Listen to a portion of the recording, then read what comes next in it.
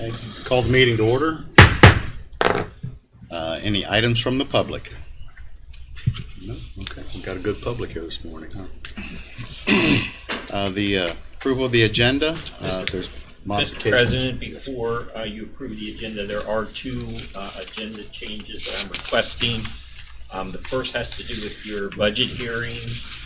Randy Lilly was scheduled to present the emergency services budget at 10:15, and Katie Spriggs was scheduled at 3:30 to present the budget request for the Eastern Panhandle Empowerment Center. We received notification late yesterday afternoon that Ms. Spriggs has to be in court this afternoon. So Randy has agreed to switch the time. So Katie Spriggs will be here at 3:30, and Randy will finish your day at, Katie will be here at 10:15, and Randy will finish your day at 3:30. Also on your agenda, and I apologize, this was my oversight, I put executive session on at the very end of the day. I'd like to move that to immediately after Jim Swisher's presentation at 11:30. We need just a short, probably 10 or 15 minutes executive session to discuss a legal matter. Okay, you've heard the modifications and changes. Do we have a motion to accept? And there will be no honorary council. And no honorary council person, correct. Motion to accept the modified agenda as stated for February 9th, 2023. Have a motion to have a second? Second. Any other comments or questions? All those in favor say aye. Aye. Like sign opposed, motion carried. Consent agenda, purchase order log. Anybody have any questions on that?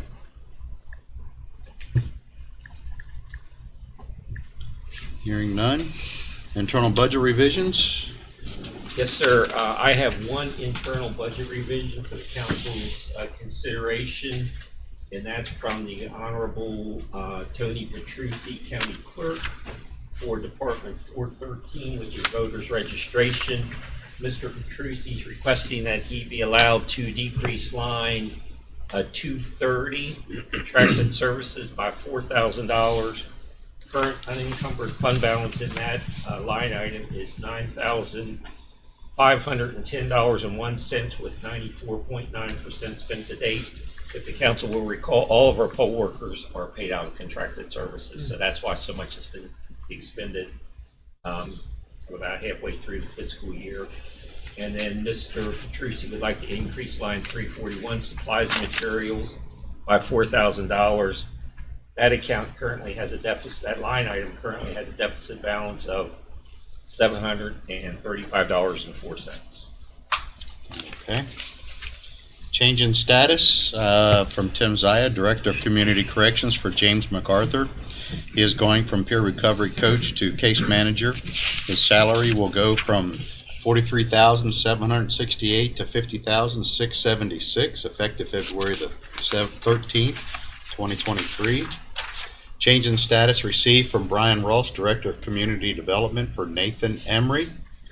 He is receiving a salary increase for being a certified floodplain manager. His salary will go from $58,650 to $59,150, effective February the 1st, 2023. Does that make the planning whole on that category? It does. We have another certified flood manager on staff. That's Sean Wolford down at Emergency Services. He's helped us through this period. So he just renewed his floodplain certification. So we actually have two certified floodplain managers. So we should be pretty well covered. Very good. He's Mr. Wolford's been a big help to us. Okay. Heather Williams did that when she was here. Mhm. She did it. Last person I worked with was her. Yep. Approval of the minutes for January the 19th. I believe we all were present, so that stays there. Council calendars. We are here today, February the 9th, We'll also have 2 o'clock p.m. Board of Review and Equalization. Let's move on down here. Tonight we have 6:30 p.m. Fire Board, LEPC. Just a little bit. There we go. 2 o'clock LEPC on Monday the 13th.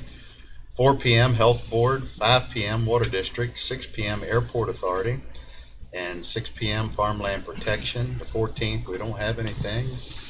The 15th, 8 a.m. WVU Extension Board, 4 p.m. Berkeley County Criminal Justice Board, at 6 p.m. Solid Waste Authority. Mr. President, Yes. the 4 o'clock health board meeting is in Berkeley Springs, and I'll attend that, and then that leaves, I will not be able to make the 5 p.m. water district because it's in Martinsburg. And I've asked Eddie if he wants to go, he can provide him with the agenda, so he can make sure to be there, and I'll explain why during the reports. Yeah, I can be there. Sounds good. Anything else there? Anybody have any changes or dates or times? Okay, moving along, we have a bond reduction for Seasonal Services LLC. File number 2208-255 tied to file number 0012, grading bond. Let's see, bond number BND 763-00151 QBE Insurance Corporation. Is that the only one we have? Joe? No, well, you got the Brian's. Okay, yep.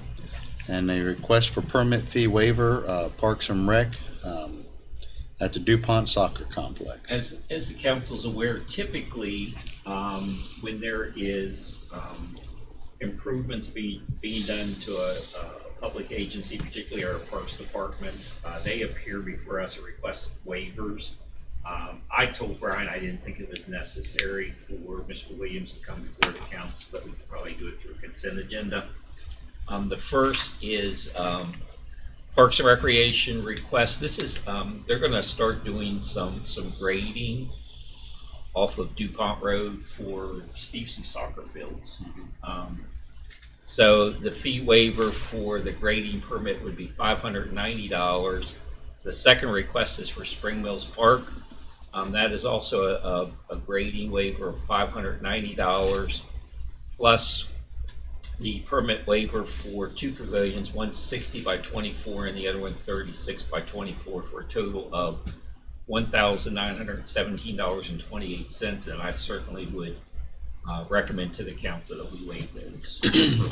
Okay, heard the recommendation. We'll take that up here at the Say consent something else to agenda. that, Jim, if I Sure. could. That soccer complex down at DuPont, when that land was given to the county for soccer complex, off of the DuPont Road, which is the paved road, obviously going into the old DuPont plant, it's a 60-foot right of way. So it's not, and it's owned by the county. So in fact, they're going to be improving and maybe paving that road. It's been a maintenance nightmare getting people in and out of the complex. It actually extends all the way down to the school property. So at some point, if they get a better, maybe a stoplight at Route 11 and DuPont Road at some point, they could pave it all the way over and let students then use it as another way out of school from all those schools other than the 901 stoplight there.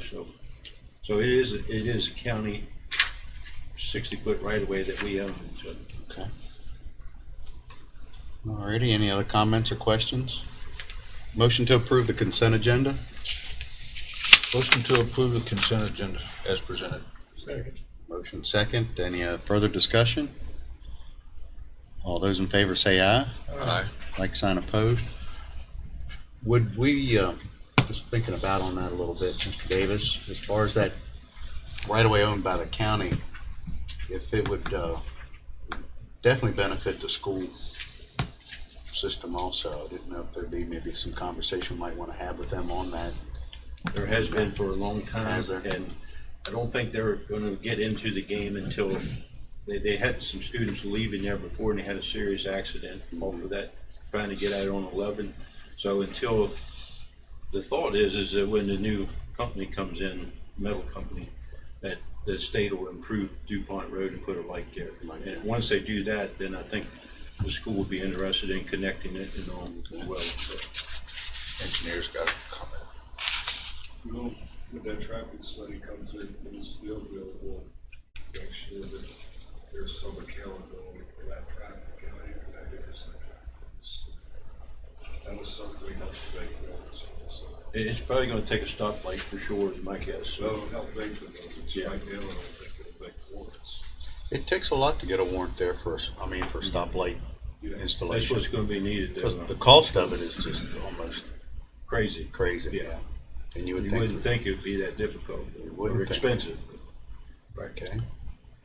Let's see, board and commission, appointments.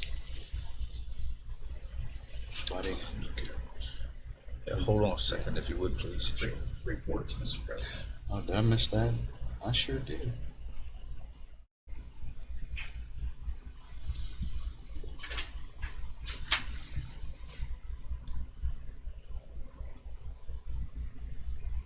Correctional assessment office. There's not here. Documentation, application deconsolidation, nothing? No, Okay. Let's go to board and meeting reports. Mr. H.D. Boyd.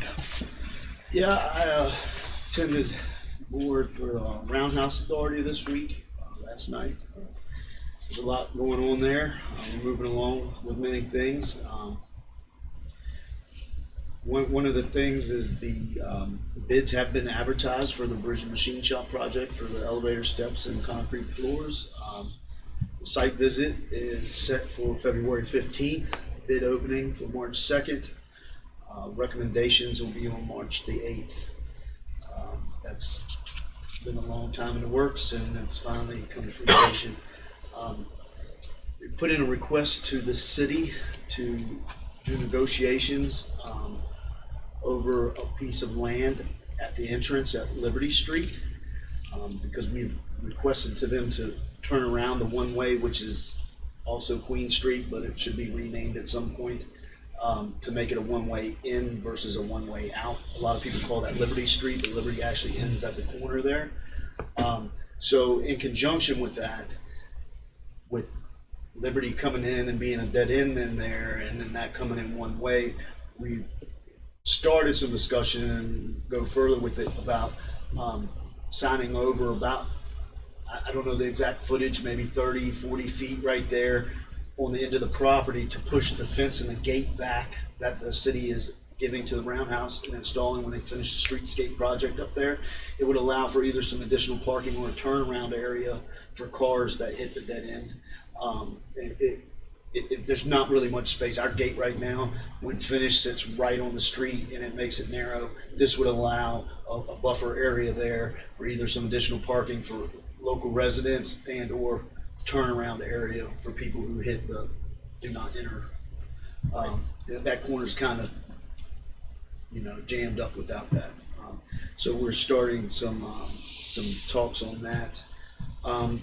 We voted to nominate Kim Martin as a rep for the Roundhouse. On the museum board, he has to still come in front of the council to be interviewed here. We also voted to give one season to Main Street. I don't know if y'all are aware, but the farmers markets have both had issues, the Main Street Farmers Market and the Winchester Avenue Farmers Market. So we're going to award Main Street the use of the frog shop and outside the frog shop for one season to do a farmers market basically for free this year, to bring in recognition of the Roundhouse and possibly look for tenants for the full-time farmers market once we get open. So if they come down there and they do well when we open the other market, they may be possible tenants to come now and rent when we get that completed. So we put that in their hands, though. That's for them to run, not the Roundhouse. And that'll be on Saturday mornings, somewhere between Memorial Day and Labor Day. Good, that's man. Yeah, and then discuss prep for the home show. Of course, the home show's coming up here at the end of March there at the Roundhouse. That's the biggest event there.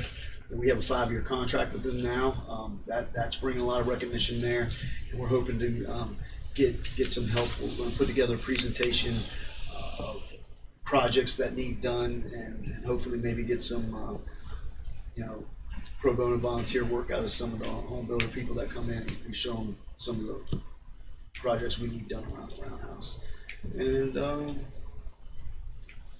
we have a big fundraiser we've set the date for October the 7th. It'll be a bike ride and Halloween event. It'll be teams of bikes doing a trip on the new Frog Hollow Trail, which should be open by then. They'll take that out to Hack Wilson Way and all the way out to the trail to Black Dog Coffee, turn around there and come back. And they'll basically raise money for mileage and then different things like that. We'll kind of do a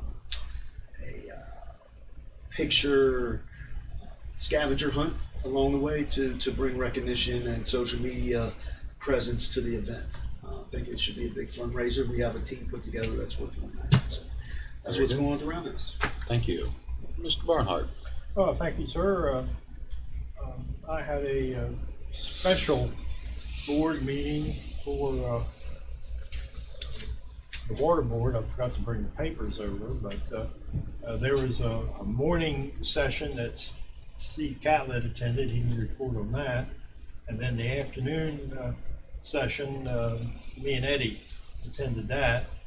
And it's basically they're talking about being able to borrow, what, $114 million for 4 projects.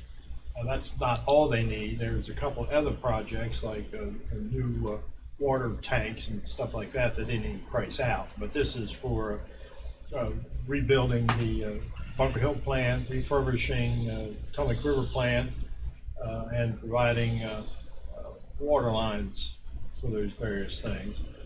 And $114 million is a lot of dollars, and they don't have, they got 2.6 from us and some from the state, but nowhere near necessary. So they were talking about raising the tariff, and this was a very preliminary meeting about raising the tariff. And the trouble is they got to start on this immediately. Time is of the essence, so I'll let Eddie and Steve remark further on that. But that was my meeting. Mr. Catlett. Well, I think, I'm sorry. No, go ahead.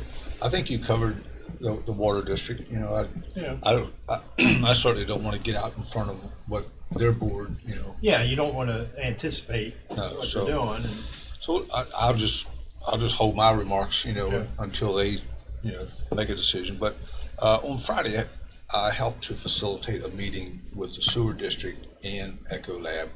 I had a relationship with Echo Lab from the past, so was able to sit down, and the board was able to explain some concerns that they had. Echo Lab was very gracious in accepting their recommendations, and I think that truthfully at the end of the day, it was just a little bit of a lack of communication. it's just about the quality of the effluent. and Yes, the sir. treatment plant. Yes, sir. So they're going to do a lot more testing, a lot more frequent testing from the Echo Lab side. So they're more than willing to help any way they can with the issues that the district has had at the sewer treatment plant. So I'm very appreciative for their desire to cooperate and continue the communication. Also, Monday night, the Planning Commission met. I think things are starting to kind of start move a little bit. Are they? A little bit more. Yeah, there's several projects that went, to final plat that I think that folks were just kind of holding back a little bit. But Well, in relation to that, the water district has held virtually no hearings about new projects probably for the past 2 months. Nothing. yeah, well, these have already been through Yeah. that process. Yeah. But I think that they were holding them to kind of wait to see, what the economy was going to do. But I anticipate some growth starting to get moving again. And also, Development Authority met yesterday. They have a few contract extensions that they're working on, so I really can't comment on the contracts. But they did hire an associate director. That position has been open really since Sandy left.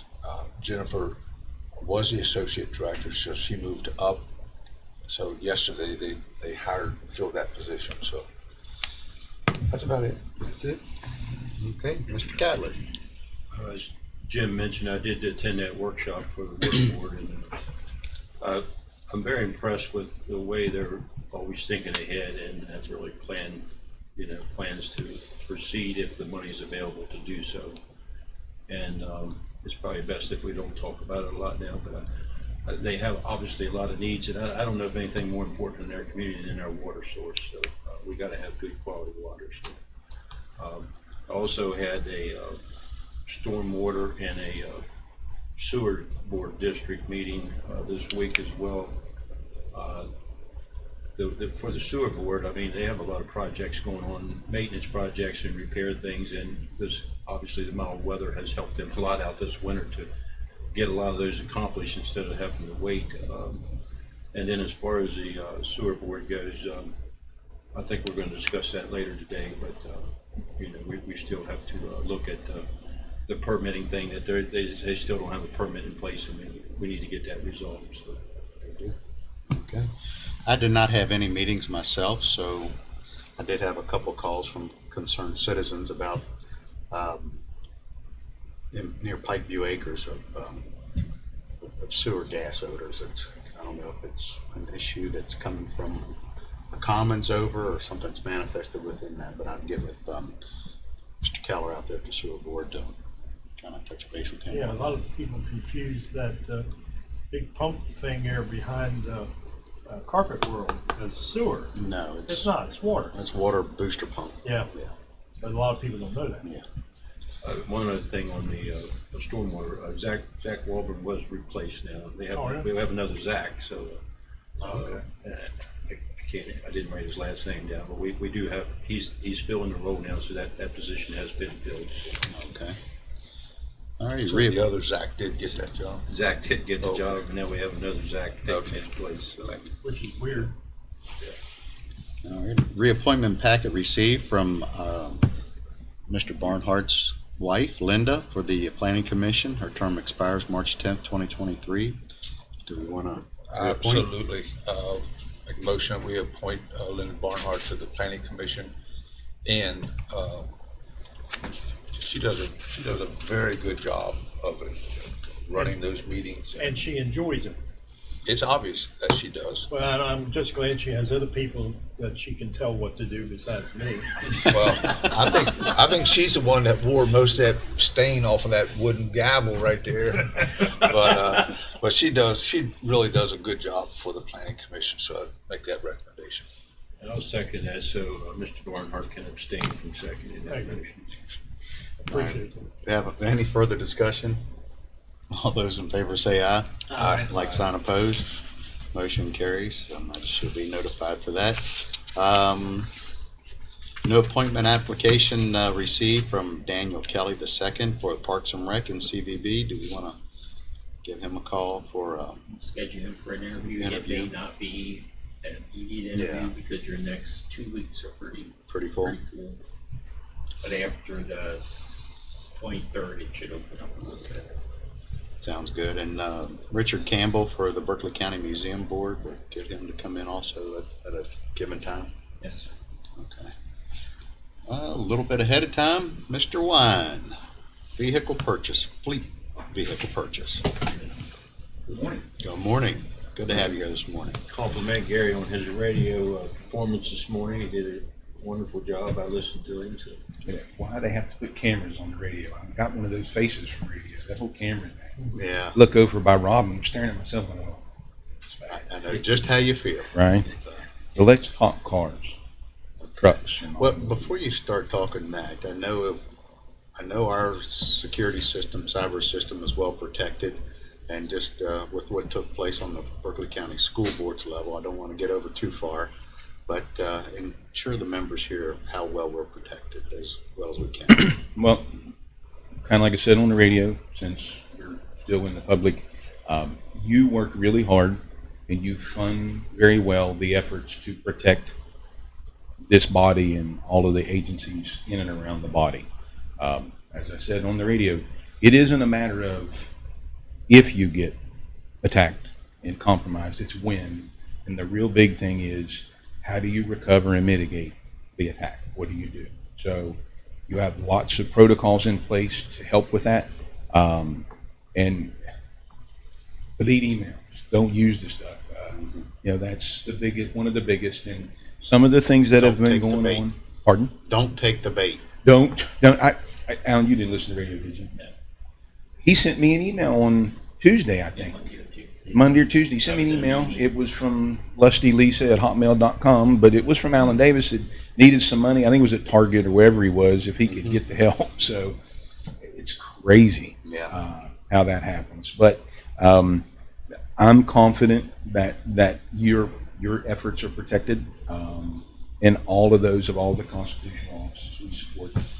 But no one's ever perfect, and for every team that's trying to be good, there's countries trying to overcome that team, right? So there's some state-bound efforts and we have nothing to steal. We have nothing of value to take, data mine, and say, oh, we've got credit card numbers, or we've got this or that. It would just be an effort to throw a wrench in the cog, if you will, to get in here. Doesn't mean they don't want to, don't get me wrong. And I think you've heard me say it before, there are millions of efforts a day to crack through the doors of this place, just to be mischievous. Yep. Right? And if the real money is ransom, they get in, lock it up, and say, okay, pay us and we'll let you have it. So we try as hard as we can, and I'm confident that we're in a good place. Perfect, no, but in a good place. But we'll never, ever, ever, ever. No. be bulletproof. No, Never. No, and if anybody tells you they are, they're not. they're not. Well, to change the subject, how you doing with the extension service? With who? Extension service, the moving. So they're putting the doors in now. We have to finish up the card access on the doors. Pop out. Take a look at it. It looks really nice. It compared to where they're going from to, 9 day. Yeah. It looks great. I go up there and I look at all this stuff they got piled up, and I thought, man, they're not gonna have enough room. But the floors are down, the ceiling's in, lighting's in. Doors are going in. Doors are going in by the end of the week. They're really close. It does look really nice. Okay. Impressive. Yeah, it's a great improvement. Right. Vehicle fleet. Please. So, as you may recall, you approved a process with the advisement of your legal team to just go and purchase where we could find vehicles. Because if we order them, if we advertise for bid, we don't get responses. And if we order via fleet contracts, early as 12 months, we've seen as long as 16 months to delivery. And you have 7 police cars on order now. We have an No immediate, guarantee that we'll ever get. and there is no Sometimes they'll guarantee. cancel them mid-contract.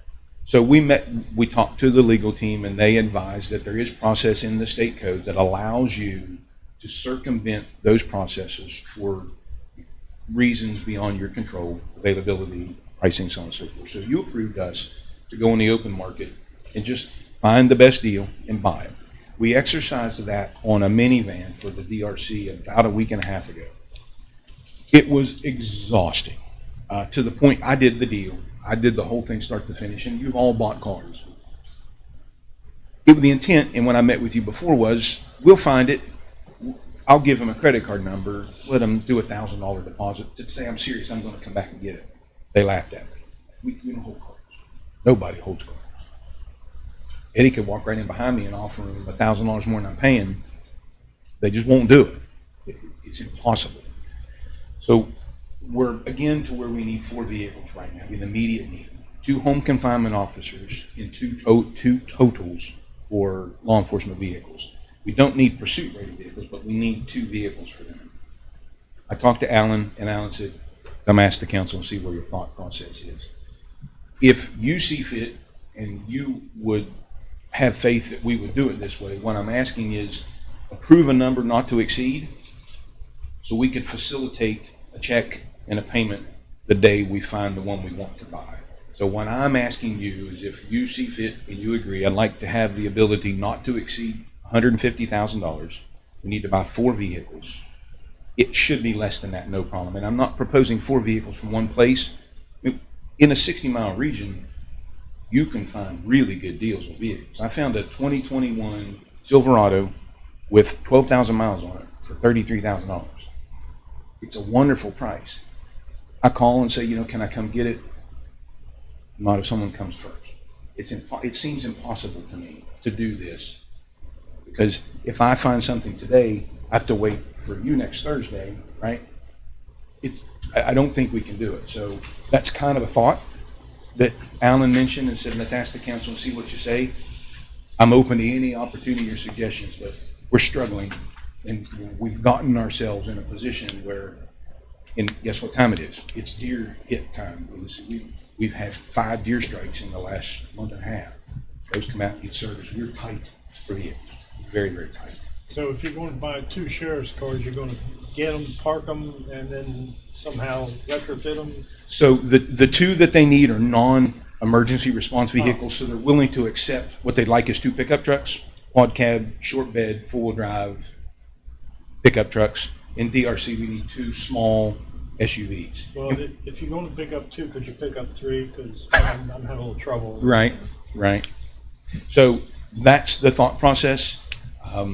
I thought that it would work with, I'm the government, I'm going to come get it in a week. And they're like, no, sorry about And we it. will go through the process of getting, like we just bought that Pacifica. Maybe good. We went through the process. Okay, we found this Pacifica. Let's see what's comparable out there, and then we actually had our mechanic. Good. I told Garius before, we have him go kick the tires, and He test drove it. he test drove it, and before we purchased it, we made sure that it was roadworthy, and it's actually that was the van that Haida had. I think they had allocated 24,000. Did. But we had to spend that money or lose it. So we were a little concerned. So we were able to get it under the amount of reimbursement. It's worked out very well. This council has been very, we've been updating the fleet. Hopefully we won't have to purchase any new cars next year. In your purchase order today, on page 6, there was a payment to United Bank in the amount of $14,825.98. That was actually the final payment of the first 5-year loan that we got to start updating our fleet. The second loan will be paid off in November of this year. So we're paying that down, but we haven't reduced the amount of budget allocation. And as we have these vehicles totaled, when they reimburse us for the total for the fair market value of the vehicle, rather than put that back in the general fund as contingency, we've actually been putting it back in the general fund under 960, which is our capital vehicle count, which gives us the opportunity, if the council so chooses, we can purchase these vehicles and of course pay cash for them as we go. We have the funds to do it, but we would go through the process of making sure that we're not buying from a sole source to make it competitive, so that at time of audit we can prove that we did our due diligence. Are you talking used or new, Gary, whatever? Either is one. available? So, correct. In these 2 particular instances, low mile used is fine. There's nothing wrong with it. Everybody knows in today's market, non-emergency, we can get upwards of 200,000 miles out of a vehicle as long as the maintenance isn't really out of control. In the emergency vehicles, they get about 150 and they're not ready for emergency. So yes, used or new, if you so choose, and there's some outfitting costs involved in both because they have devices in them. So the 150,000 wouldn't just be purchase price. Hopefully the budget would be outfitted and everything for that cost. So we And- paint these vehicles too? Pardon? Do we paint these vehicles? We do not. We've made a concerted effort for non-emergency vehicles to be white. With the market the way it is now, the minivan that we just bought's blue. It's so hard, Mr. Boyd, to pick and get them exactly. The only time we run into vehicles that need painted are if we take a police-issued vehicle and turn it into a reserves vehicle. There's state code that says they can't look alike, so historically we've made the reserve vehicles white. So we have done some painting historically, but most recently only in the event of accidents. You had mentioned like you have a total vehicle, which was a pursuit vehicle, I would assume. Right? Correct. So do you have another one to replace that, and now you're taking something else, So what, replacing it? in with one of these? discussions with law enforcement, they know that they have 7 new pursuit vehicles on order. They have pursuit vehicles assigned to staff that don't necessarily do pursuits. So they're willing to take the non-pursuit staff member, take that vehicle, issue it, and put these. That's what I figured, that's what I was asking. That's exactly what's going on. So when you get like a used vehicle, you, not only is David able to test drive it, but he can hopefully can put it on a scanner. It's so Carfaxes. We're not talking about dealer level certified used days. So yes, sir, we have a high dollar Snap-on scanner that Dave took with him for of course, Dave's a certified mechanic, so he shows up to test drive his car, and the first thing he does is get out of a government vehicle with a Snap-on scanner, and they're looking at him like, I'm just going to make sure there's nothing hidden in the computer before we buy this thing. So yes, sir, that's the beauty. And those vehicles, they will have still remaining factory warranty. Some do. This one didn't because it was an 18, the one we bought for DRC. But the 21 pickup that I just told you about, yeah, I mean it's 12,000 miles and it's a 21, so it's got whatever the manufacturer warranty extended still is. And probably with the home confinement vehicles, we can probably buy those brand new. Probably not white, but we can probably buy those brand new. And our preference absolutely is white because it's easier to identify that way. Particularly in the summertime, we get a lot of complaints in the summertime from constituencies that they'll say, I want to call, there's this blue pickup truck running around Martinsburg and it's got government tags on the red tags on the back and it's got 4 or 5 kids riding in the bed. And we don't think that should be allowed. Well, we like it knowing that, in most of our vehicles, notice we actually have the plate. We have a plate on the front that says where they're assigned. But it's nice we can say, well, that must belong to the Board of Education because we don't have blue pickup trucks. So that's why we try to go with all white. But in this particular case, with the specific Gary got with Tracy right away, and we had the decals put on that clearly identifies it as being a home or as being a DRC vehicle. And it turned out nice. I prefer white, but it's still, you could tell it's ours. Okay. Ready for motion? Yes, sir. Yes, sir. Make a motion that we give the fleet management manager the flexibility to purchase 4 vehicles in the amount not to exceed $150,000. I have a motion. Do I have a second? I second that. Any discussion? All those in favor say aye. Aye. Motion carries. Thank you. Travel safe. Safe travels. Okay, the modified agenda. Now we have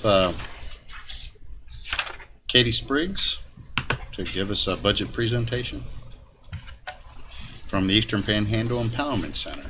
Welcome. Hi, everyone. Hi, thanks for getting me in early. I know this was a sudden schedule change, but I testify as an expert in some criminal trials for our local prosecution, and there is one today, and that is what is taking me away. It always works out like that. Yeah, I know. Well, when Katie called me last night, she said, I'm going to call the county council. And I was like, I never even thought of that. I'm trying to adjust the time. So thank you so much for fitting me in. And I brought with me today Magistrate Scholl, if you would come up, because this is sort of a combined project we're working on. Welcome, Your Honorable. Thanks for playing. So essentially what we're asking is $47,000 to fund one full-time staff position. This would be a brand new position to EPIC. EPIC provides services to victims of domestic violence, sexual assault, stalking, and human trafficking in all 3 counties, Berkeley, Morgan, and Jefferson. And we have a staff of around 25, some are part-time, and our annual operating budget is about $1.7 million. Most of that is federal and state grants, some local foundations and donations, obviously, but we are very sustained by federal and state grants. And this position is unique because we found probably this time last year, we started talking about how we were seeing an influx of people reporting to Berkeley County Courthouse to file a domestic violence protective order or a personal safety order. So those are non-criminal orders, essentially the equivalent of like a restraining order, but specific to the needs of domestic violence survivors and stalking survivors for the personal safety order. And these are essentially just like stay away notices to the perpetrator. I don't want any more abusive contact. And then if violated, it can turn into a criminal offense. But just filing one is not like filing charges, if that makes sense. And we saw a huge amount happening in Berkeley County. I mean, our population, second largest in the state, that makes sense. And we met with the magistrates all together with our advocates, and we sort of talked about what are our needs, what are we seeing, how do we do this better, how do we keep people more protected. And we decided that it made sense to put an advocate in the courthouse. So what we've been doing is we've been having our already existing 4 Berkeley County advocates alternating days in court. And we realized we have a large need for someone to do that full time because that's taking them away from their existing caseload. So they're in the courthouse kind of half able to pay attention to the court's needs and then also trying to catch up with the people they're serving already. Our advocates carry an average of about 94 cases in a month.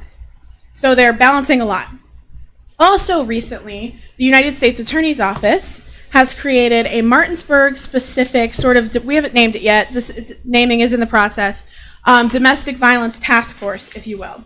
It's a combination of the United States Attorney, the local sheriff, Martinsburg City Police, the magistrates, the Batterers Intervention Program, us, and the ATF, talking about how we reduce serious, highly lethal domestic violence cases. So these are the ones that you'll read in the newspaper where there was like a standoff at the house and they had to bring in, the whole squad and they had to do some hostage negotiation and there was a victim stuck in the house. We want to cut that off before it makes the newspaper, before it's that lethal, before it's a risk to law enforcement, before it's a risk to our advocates, before we have a domestic violence homicide. So they came together, United States Attorney Bill Eilenfeld created it. And we are also hoping that if we get this position in the courthouse, they could staff that task force as an advocate, so they could stand in. And I don't know, Magistrate Stahl, if you want to talk about what your experience has been having. Thank you. Well, Mr. President, members of the council, thanks for having me here today. I'm not going to have you examine ballots today, so Maybe tomorrow. maybe tomorrow. So protection actions predominantly begin in magistrate court. In calendar year 2022, we had 825 completed petitions that we reviewed for domestic violence, 335 petitions for personal safety orders, total of 1,160, predominantly filed during weekdays during business hours. So more than 4 a day. They're complicated forms, they're 11 pages. It is an intimidating process for victims of domestic violence who are already stressed coming into an unfamiliar environment, filling out a petition. And judicial officers and court staff are forbidden by Supreme Court rules from assisting them in completing those petitions. We give them the 11 pages and a pen and a clipboard and say, best of luck to you, but we cannot assist them. So having an advocate in the office to assist them, is extremely helpful because they can walk them through that process. That's helpful to the court and that's helpful to the victims because the advocates are able to help the victim bring clarity to their petition and clearly identify what action by the respondent to the petition warrants the issuance of a protective order. West Virginia code states that only licensed advocacy organizations can provide assistance to domestic violence petitioners in court proceedings, and EPIC is the only licensed advocacy organization serving Berkeley County, and that is why we entered into this agreement with them last year. We provided them dedicated office space on the magistrate floor, and they assist the majority of those victims now in filing petitions. Throughout the state, there are various efforts to improve the domestic violence process, including, in some counties, including Jefferson County, video conferencing capabilities between the advocacy organization's office and the courthouse. And that's very helpful for those victims who go to the advocacy organization first. But the vast majority come to the courthouse first, either from a law enforcement referral or from some other referral. This allows us to make that early introduction to advocates that can provide the assistance and the service those victims so desperately need. Katie knows the statistics far more than I do because she deals with it every minute of every hour of every day. But the first domestic violence incident is likely to lead to a second, and the second is likely to be more violent than the first. And the third is likely to be more violent than the second. And it's an escalating cycle of violence. Early intervention, early introduction to an advocate saves lives. And what we're doing at the courthouse is saving lives. I'm proud to say that Berkeley County magistrates are kind of leading the state on this. We're becoming a model on this effort. And we're working with EPIC and their advocates to develop a training program for statewide use. As far as we know, we're the only county in the state that offers on-site advocates. We are the only county in the state that's working to improve our petition process, to take a confusing 11-page petition down to as few pages as possible and make it clearer. When EPIC can't be present, and because of their staffing needs and other activities, it happens maybe 2-3 times a week. We're unable to have an advocate there all full 8 hours. They are desperately missed by the victims, by the judicial office staff. They improve the process tremendously. And in speaking with our circuit court judges, our family court judges, and my fellow magistrates, we are fully in support of EPIC's efforts to fully staff this office. Thank you very much. It's good to see you all. Thank you. Thank you. Happy to answer any questions. Does this salary, does it include benefits and all that kind of stuff? It does. It includes fringe and health insurance and retirement.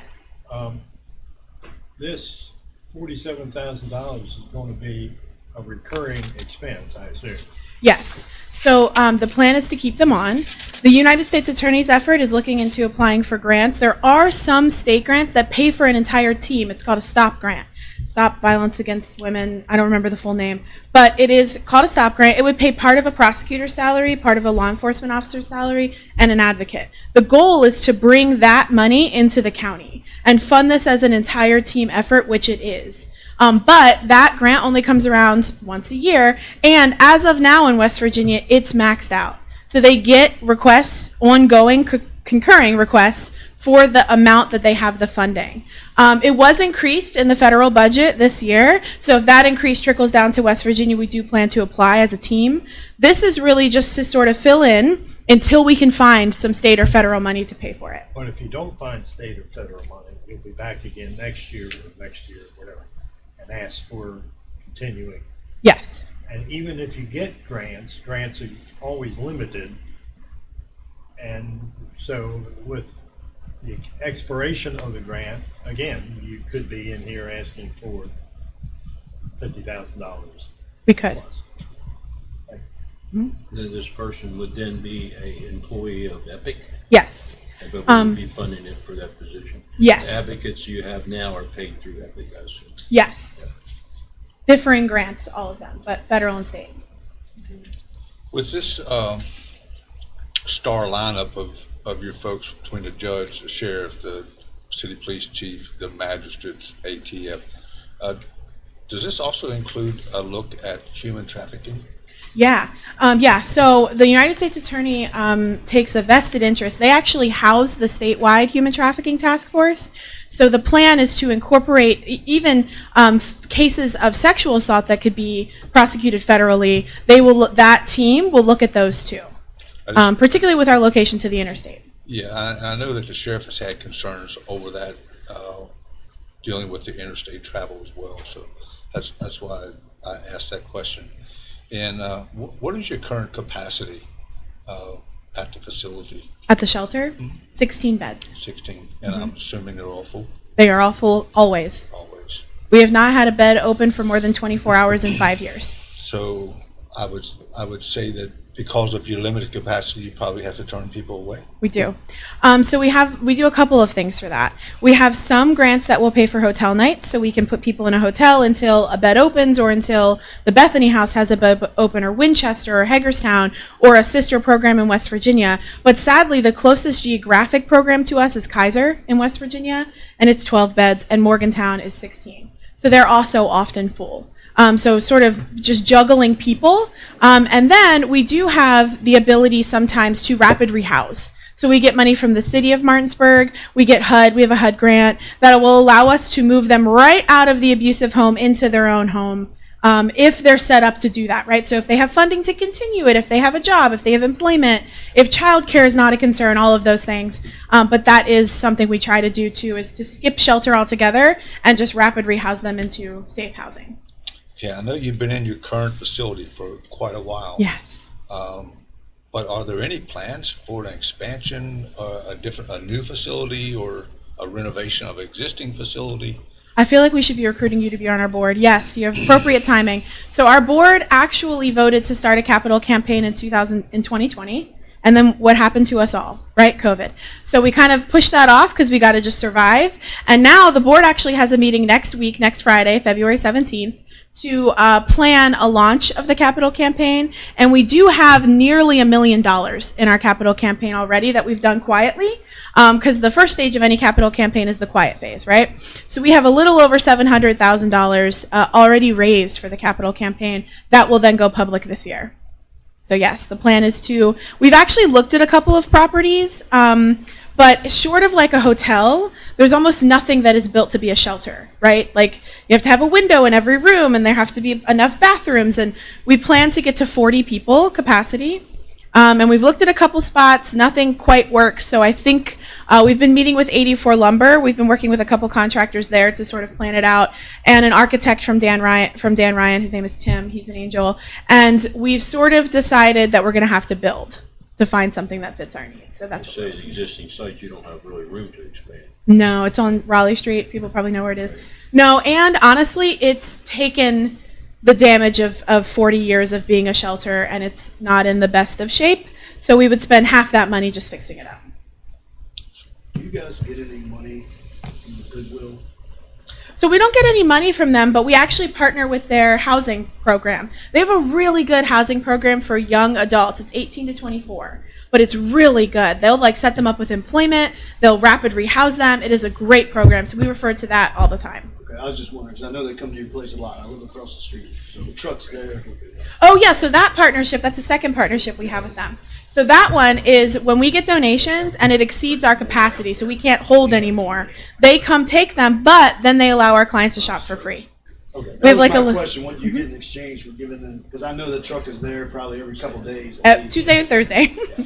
Yep, and they give us a little voucher, and we just check off like this client needs 5 pairs of pants, and they give them the voucher, and then they can grab for free. That's weird. Yeah, it's super great because we can't hold it all. We get so much stuff. Okay. Thank you so much for coming in, and we will have this. I don't think we have a motion here for anything right now. Okay.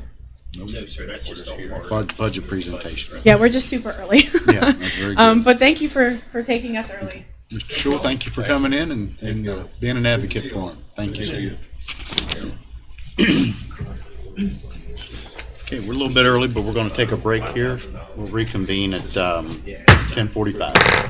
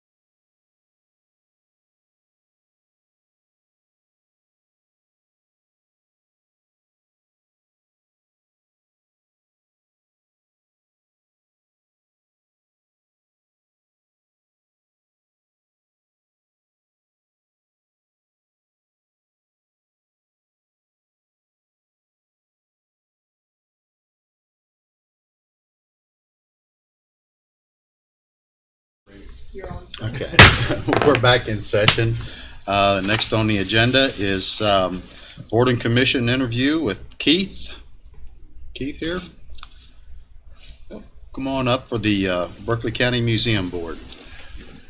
Tell us a little bit about yourself and what brings you here to want to be part of this illustrious group that we have starting here. Okay, good morning. I'm Keith Hammersley. I was born and raised in Martinsburg and Berkeley County. From as a young child forward, I've always been interested in history. When I was 8 years old, it was the county's bicentennial in 1972. And at that time, I was really interested in what was going on, so I started a scrapbook of newspaper articles then, and after then I started collecting local history newspaper articles. At the age of 12, I became interested in genealogical research, so I started then tracing my family history. And when you get into tracing your family history, you also get involved in becoming knowledgeable about local history as well. I attended Shepherd College and graduated with a degree in history with a minor in library science. From 1984 onward, I have been employed and currently am employed with the Martinsburg Berkeley County Public Library. My current position as Information and Technical Services Manager also involves being a local historian and overseeing the local history collection there, the reference collection. I also am a U.S. passport manager there.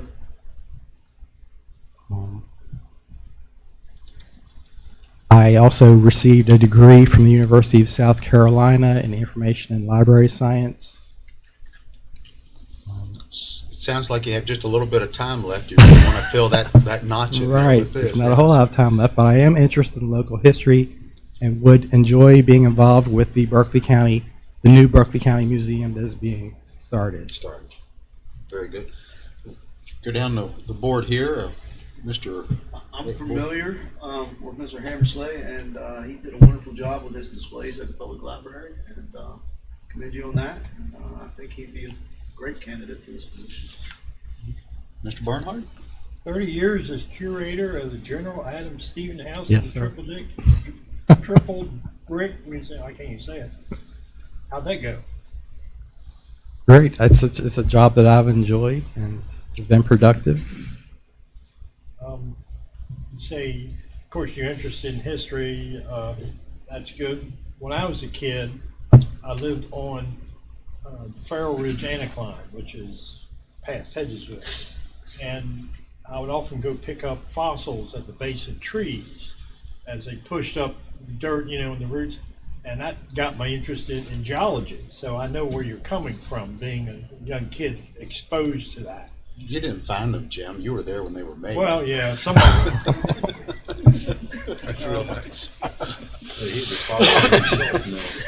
We just got to pick on people up here, but go ahead. I'm sorry. Of course, the hard part about being on the board is starting the procedure, and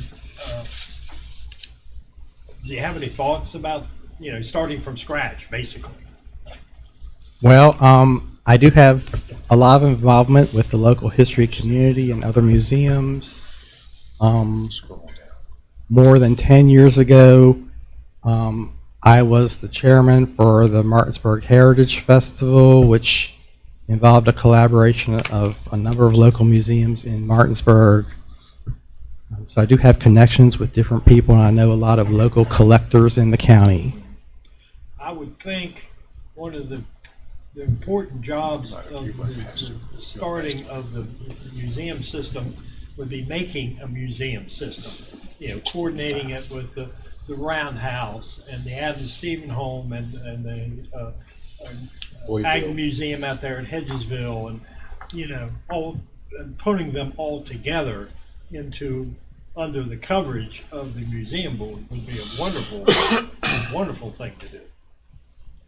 Any thoughts on that? Right. I think that is part of what I understand is being involved, that people from the different museums are being asked if they would like to serve on the museum board, and there's hopefully going to be some involvement from most of the museums on the board. Yeah, I think that's important to creating, when this thing is created, to bring them all together. Right, and also that the board would be there to help advise these museums so they can run more effectively and draw more visitors and attract tourism. Yeah, and come up with a opening hours and have a Dawson, make sure there's somebody there and all that kind of stuff. Yes, sir. Yeah, thank you. Okay. I think, I think you have a very impressive resume, and I know that you're absolutely immersed in our local history, and I think you'd be really a good fit onto this board. And it's very important that we be inclusive, that we bring everybody to the table so that we can end up with the very best product at the end that we can get. Like HD, I appreciate your efforts working with us last year on the 250th birthday celebration. My wife and I, we were through there multiple times to look and read and learn, so it really was a very nice display, and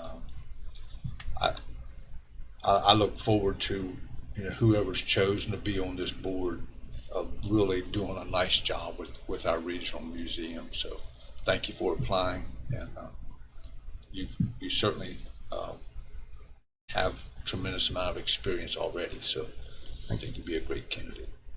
Thank you so much. And I just appreciate your willingness to serve, and I'm sure you'll be given serious consideration. And obviously, you have a great background. So thank you. we're getting the board ready, that's for sure, interviewing many candidates, and we want this to be the showplace and showpiece for the Eastern Panhandle in history. And I know with your abilities, it would definitely be a benefit and a draw to the community. So again, I want to thank you for coming in for the interview, and we will be making some decisions here, not in a too distant future, but we're going to get this board put together and make good things happen here. So Okay. Thank you all for your consideration. thank you. Thank you. Okay, next is Will Lawrenson, fiduciary supervisor, state hearings, the estate of Judy M. Kloss. Yes, good morning, council. We have three separate estate hearings this morning. This first estate, the estate of Judy M. Kloss. Ms. Kloss passed away on November 17th, 2022, a resident of Berkeley County. On December 14th, Miss Jean Baker, the decedent's sister and named executrix, presented my office with a seemingly legal last will and testament, gifting assets between Miss Baker, another sister, Joan Sullivan, Melissa Brown, the decedent's biological daughter, who is here in the audience today with her counsel, and Miss Brown's daughter, Heather Brown. The will was probated on that day in December, and Miss Baker qualified as executrix as dictated by the decedent's will. On December 27th, Miss Baker returned to my office seeking to resign from her position, claiming that, on her petition anyway, that Miss Brown did not, quote, did not trust her, unquote, to be the executor of her mother's estate. Offering no further context, she filed the signed petition in your read-ahead, asking for this council to consider her resignation.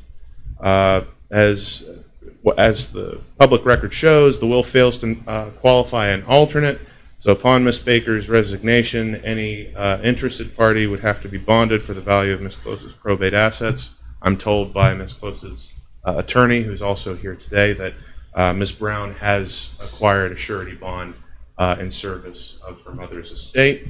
It is also of note that Ms. Baker is a resident of New Hampshire, making handling of local estate assets more difficult than usual. I can open now for comments or additions from Ms. Brown and her counsel if she so wishes.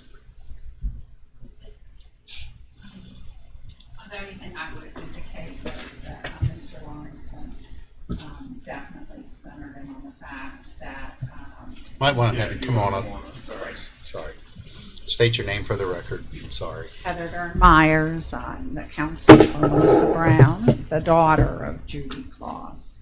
And the big thing is that the aunt does live quite a distance away and has already taken some personal property assets out of the state and up to New Hampshire. And that is what caused concern at the beginning. We feel that her daughter Melissa feels that it would be more appropriate for things to remain local. So as part of the bonding company requested that an attorney be involved in the settlement of the estate, and an agreement has been made where we will do so. The law office of Heather Dern Myers, and we'll be reviewing the filings and the actions that Mrs. Brown does. That's all. Okay. Mr. Lawrence. Yes, council. With that, I ask this council to consider approving Miss Jean Baker's resignation as executrix for the estate of Judy Marie Claus. Okay, you've heard the recommendation. Do we have a motion? Mr. President, I move to go with the fiduciary supervisor's recommendation and accept the resignation of, what's her name? Miss Jean Baker. Jean Baker is the executrix of the estate of Judy and Claus. Have a motion. Do we have a second? Second. Any further discussion? All those in favor say aye. Aye. Like sign opposed. Motion carries.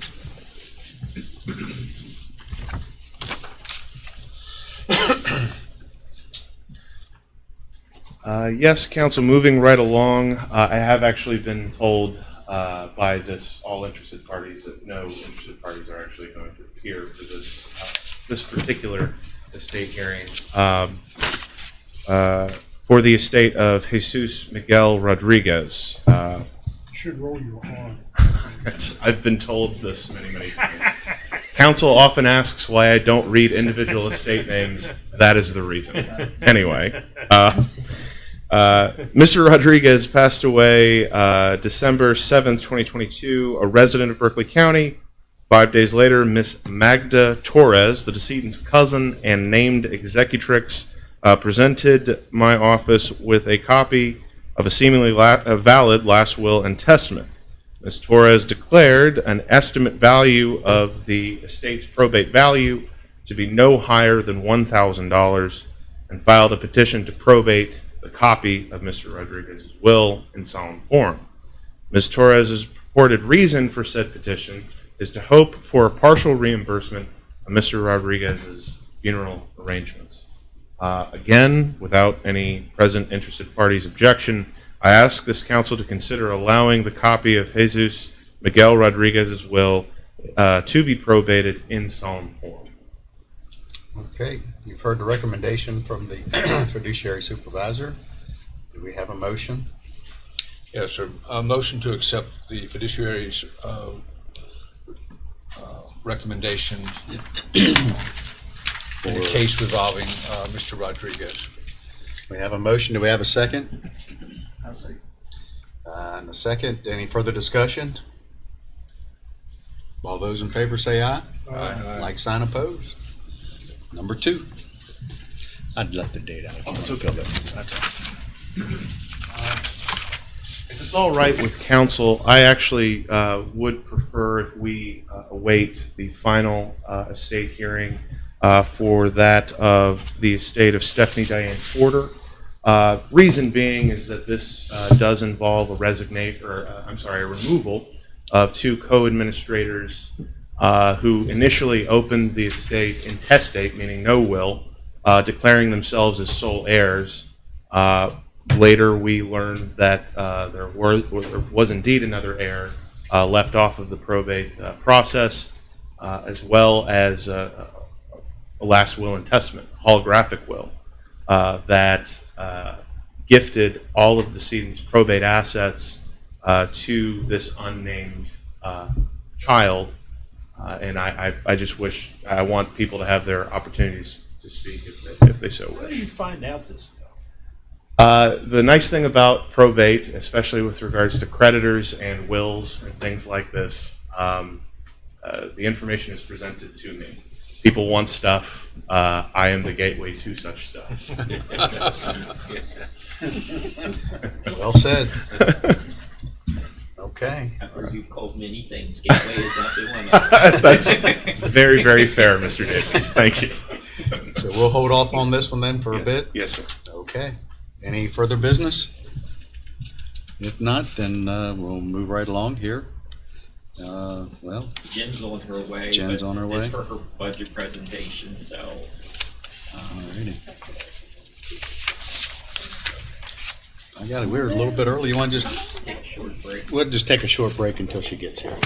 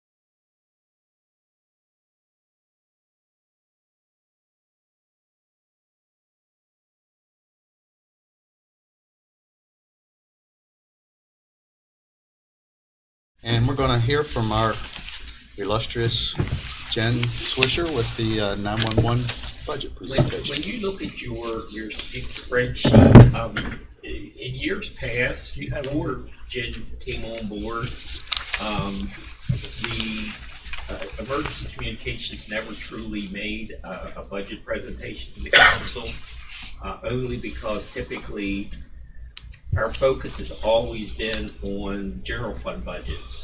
They're actually special revenue Fund 19, and we're going to talk a little bit about their revenues here when she gets done. But when Jen came on board, because it is taxpayers' fees, it's user fees, she thought it was appropriate that she come before the council and let you know exactly where the money's being spent. So that's why you won't see much history in your spreadsheet.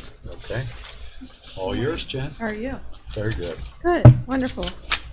This year, my budget proposal for our contractual services, which is a huge part of our request, hasn't changed much. I've actually decreased it by $50,000 in the equipment section is the only thing changed, as well as reducing some minor areas where we just didn't use it, like audits and printing. We no longer use those funds.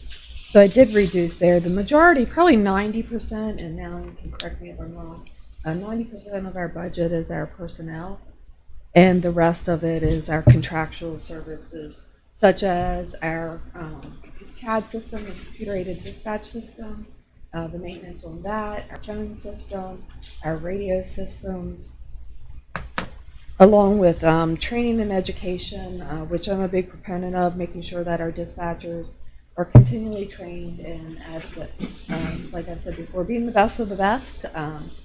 For the two of you that were not here earlier in the year, we received accreditation, which is an international level accreditation for all three of our dispatches. So I hold my employees, as well as myself, to the highest standards as possible to make sure that the citizens here in Berkeley County are getting the best possible care that they can get from the 911 center.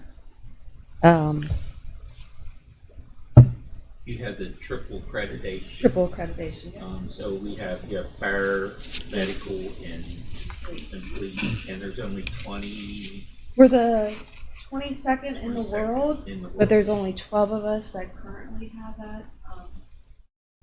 I guess, Designation. special. Yeah, it's wonderful for us. How long is the designation good for? 3 years. And then we reaccredit it every 3 years, which I think we'll be able to do. During the past 2 years, the council has allowed us to hire 2 people that fill our quality assurance department, full-time, and now a contractual person that does quality assurance for us.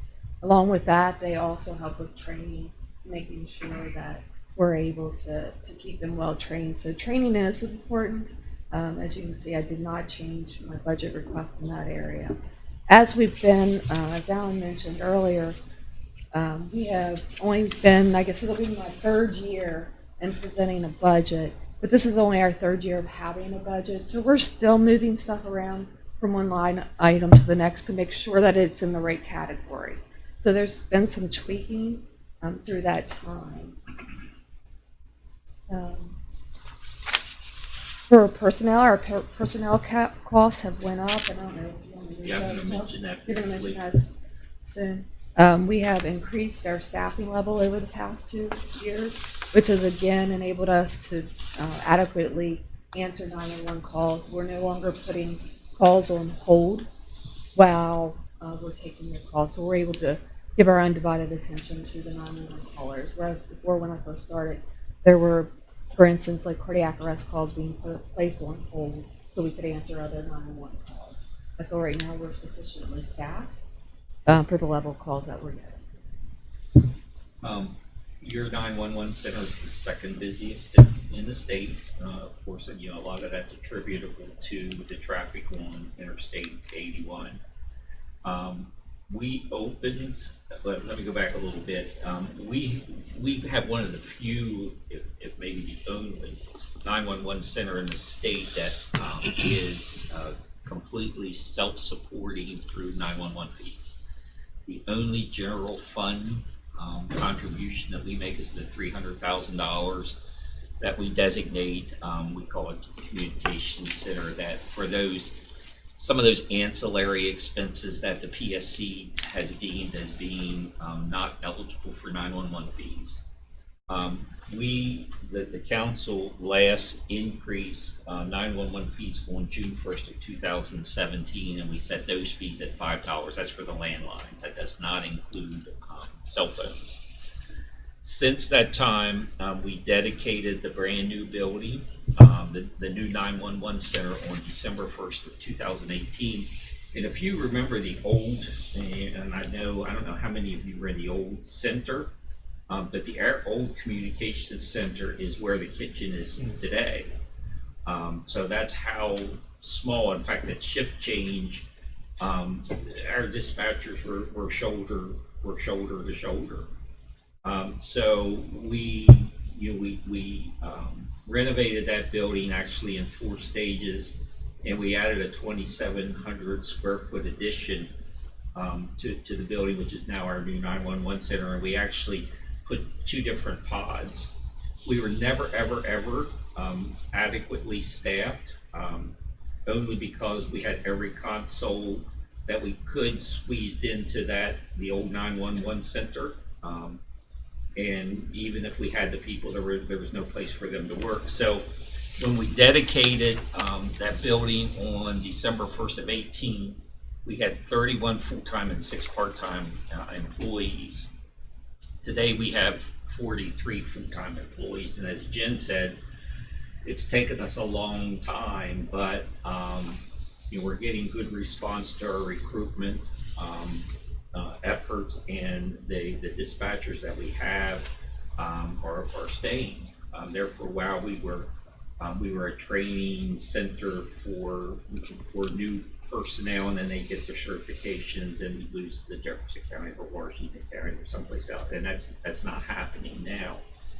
Having said all of that, if this council wishes for and we've been working for the past week, doing an analysis of the budget, doing some trending over the past 3 years. There's a couple of things that's coming up next fiscal year. If you wish to continue for the 911 center or our emergency communication center to be self-supporting through 911 fees, I'm going to ask the council in the next month, once we get further into the budget, to revisit the $5 fee that was set in June of 2017. I've given to you, and it's this sheet that has some yellow highlights. It's what all of the counties in the state has as their 911 fees. You'll see little old Boone County had their residential fees $6.50, their business fees $8.50.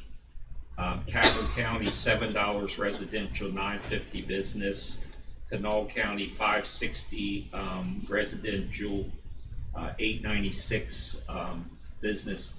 We are sometimes we try to do too much and neglect not to keep current with some of our fees. The $5 fee should have been probably revisited a couple years ago, but now we find ourselves in the position where, again, if you want, unless you want to put some general fund money into it next year, we really need to revisit that fee. The other thing, and that's just for personnel and general operating. The other area that will be brought to you probably midsummer, maybe early fall. You directed our IT department and Jen to work on next generation 911. In fact, that's one of the areas of expertise that Jen brought with her when she came on board as our director. We are to the position right now that probably within this next 6 months, we're ready to implement next generation 911. Can you explain what that is? Sure. So next next generation 911 is the next phase in the 911 throughout the country. The next phase that we're going to for the next gen is what's called an EZINet, and that is our phone system. It's an upgrade of our phone system, which will allow text to 911, and that's from the 911 center to the cell phone caller or back to us. So there will be a two-way conversation, like you and I are talking on the phone.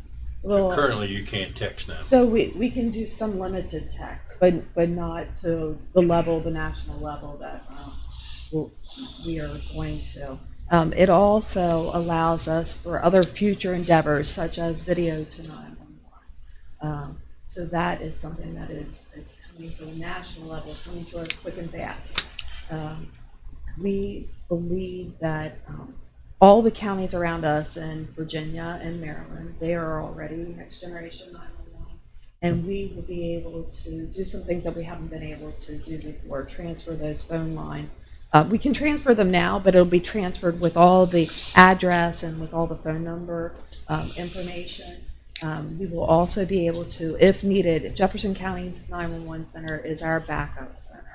So instead of going there and switching the phone with our Frontier system, switching the line, calling someone and saying, hey, can you switch our phone lines? For instance, we did this when we had a problem at the building smoking the EOC. It took 17 minutes for those lines to be transferred while we thought there was a fire on the other side of the building. That is extremely too long, and if we need to vacate the entire building and just go, we won't be able to do that, and that could risk people not getting their 911 calls answered. But this will allow us to hopefully, with the plan that we're looking at with IT's help, will hopefully allow us to go into the Jefferson County Center, log into their system, their same phone system, and we'll be able to click on our screen that says Berkeley County, and we'll be able to answer phones from there just like we are sitting in our own center. So there shouldn't be any loss of any 911 calls. It is Both ways? It would work both ways, yes. So we have a good working relationship with the 911 center in Jefferson County. So it will help both of our counties. So that is something that we're eager to go with. And it is a national, throughout the country, we are trying to play catch up in West Virginia. And what's this going to cost? Initially, for the first year, which will be next fiscal year, the initial implementation will be about $600,000, and in order to sustain that, will be about $100,000 a year. And is that the reason for? Yes, sir. And that'll make, I don't know how much you're talking, but Well, it's designed to come up with that. If you remember, when we came to you in 2017, we gave you, a massive amount of information about number of users and how much each, well, I think we broke it down by 25 cents, how much each quarter would bring. And then based on the projected needs of the 911 center, we made the recommendation at that time that we go, I think it was $3.50. I think we went from $3.50 to $5. So we'll bring a recommendation into you. We'll forecast, what the operational costs will be. Since 2018, when we built the center, all the equipment that's in the center, the new consoles and the software, that was all purchased through the cumulative amount of 911 fees that we are able to bank over the years. Well, of course, we've spent that. We've had one major software upgrade. Again, we have not had any general fund money that even paid for that upgrade, but we've leaned awful hard on 911 fees. And I just don't want to get in the position where Jen has to come to you next year and say, in order for us to meet all these needs, not only am I going to require the fees that are generated by the $5 911 fee, but I'm going to need another, $600, $650, $700 million. We truly would like for that to be paid for through what I call user fees. What's the cell phone fee? You know, I don't know off the top of my head. You remember? I think what it, that I is? think it's about. Yeah, it's I Close, believe close. so. I believe so. And between the two, what's the breakdown on landline compared to cell phone? Landline far less than cellular. I would think so. I think we would probably need to look at our cellulars. We get about $2 million from landline. 2 million? We get it every quarter. The last quarterly payment that we got was September, October, November. It's a weird quarter. And the cell phone would be about the same or more? A little bit more. The problem that we have with cell phones, so it's about between 2 million and 2.2 million landline, the rest is cell phones. The problem that we have with cell phones is we have Virginia and we have Maryland. So, you know, and I'll use my wife as an example. Her cell phone has a 240. Instead of 304, it's 240. So Maryland gets it, Washington County gets it. If it's a Virginia area code, then Virginia gets it. So we're providing a service to our residents who may or may not have a 304 cell phone. Now I hear that Mon County hurts even more because of all the students that are up there. They may be on their parents' cell phone plan. So they could have an area code from California or Florida or whatever. So that certainly impacts us. Yeah, and I'm sure there is a substantial decrease in the amount of landlines that are currently being used across the county. So those numbers are dropping. Then you've got the border counties actually, taking a lot of the funds that this center would provide for. And I know several years ago there was discussion about using electric meters as that avenue to be able to recoup some of those dropped landlines, but that's another day for the legislature to address. That's for sure. And there was a lot of pushback from the public utilities. Yeah, well, yeah, from the electric company. But I am, this next gen is, I think, is really, really important to not only to the public, which we serve first and foremost, but also to the responders. If you can receive a video of an accident with fire or entrapment of that nature, or large vehicles, where you could give firsthand knowledge to the responding units of what they have well before they ever get there, based on your video stream, they can certainly get the appropriate equipment on the way that they would need, whether it's accident, fire, whatever. And then even from a law enforcement point of view, if they would have a hostage situation of sort, that they could share a video with law enforcement to be able to help them get where they need to be. So, there's no doubt that this next gen needs to take place, and we will have to find those funds to be able to do this. And I'm sorry if I'm learning. No, Okay, that's but perfectly fine. do we have the power then as a council to raise those fees, or does it have to go through? No, sir, you have that authority. We have that authority. Yes, sir. So, What we typically would do, just like we do everything else, we submit a proposal. If the council's comfortable with it, then we would advertise. We do a public hearing, and then go from there. Yep. I have a couple questions for you as certainly. well. You said that the transfer between Jefferson and Berkeley County, if something happens at your facility, when that transfers, you said it took like 17 minutes or something, the time you had to do it.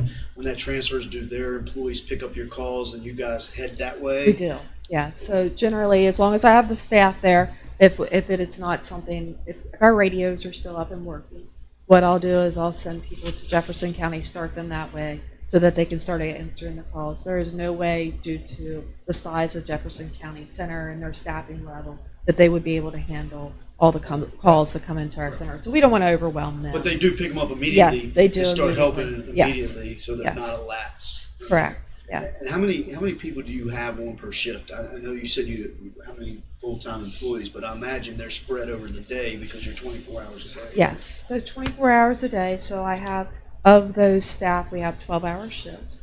and the shifts are between 7 to the average is 7.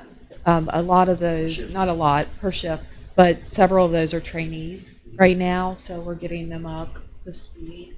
My staff minimum per shift is 5, and that includes You're a finding shift. that's adequate enough? It to not is. have It to be is like, adequate 911, enough. Can you hold? Yeah, 'Cause no, that it's happened much some better. years Yes, ago. it I'm like, did. 911 can I hold? Yeah, so we're, it is, and that's very, as a caller, and then you bring up something, as a caller, the expectation is that somebody's there all the time, and that's because Right. of media, and that there's always going to be someone right there, and they're going to pick up right away, and if that's the case, yes, as long as you have the staff. And the majority of the employees work 12, but we have some employees that work 10. And Jen schedules them, I call it a power shift. You probably call it something No, I else. call it a power shift. Power yeah. shift when, they've identified the number of call volumes. Right. Where your So volumes that are higher, you when have they know extras that, on. like, holiday weekends, Friday evenings, things like that, they'll actually schedule these 10-hour employees on power shift to take care of those extra calls.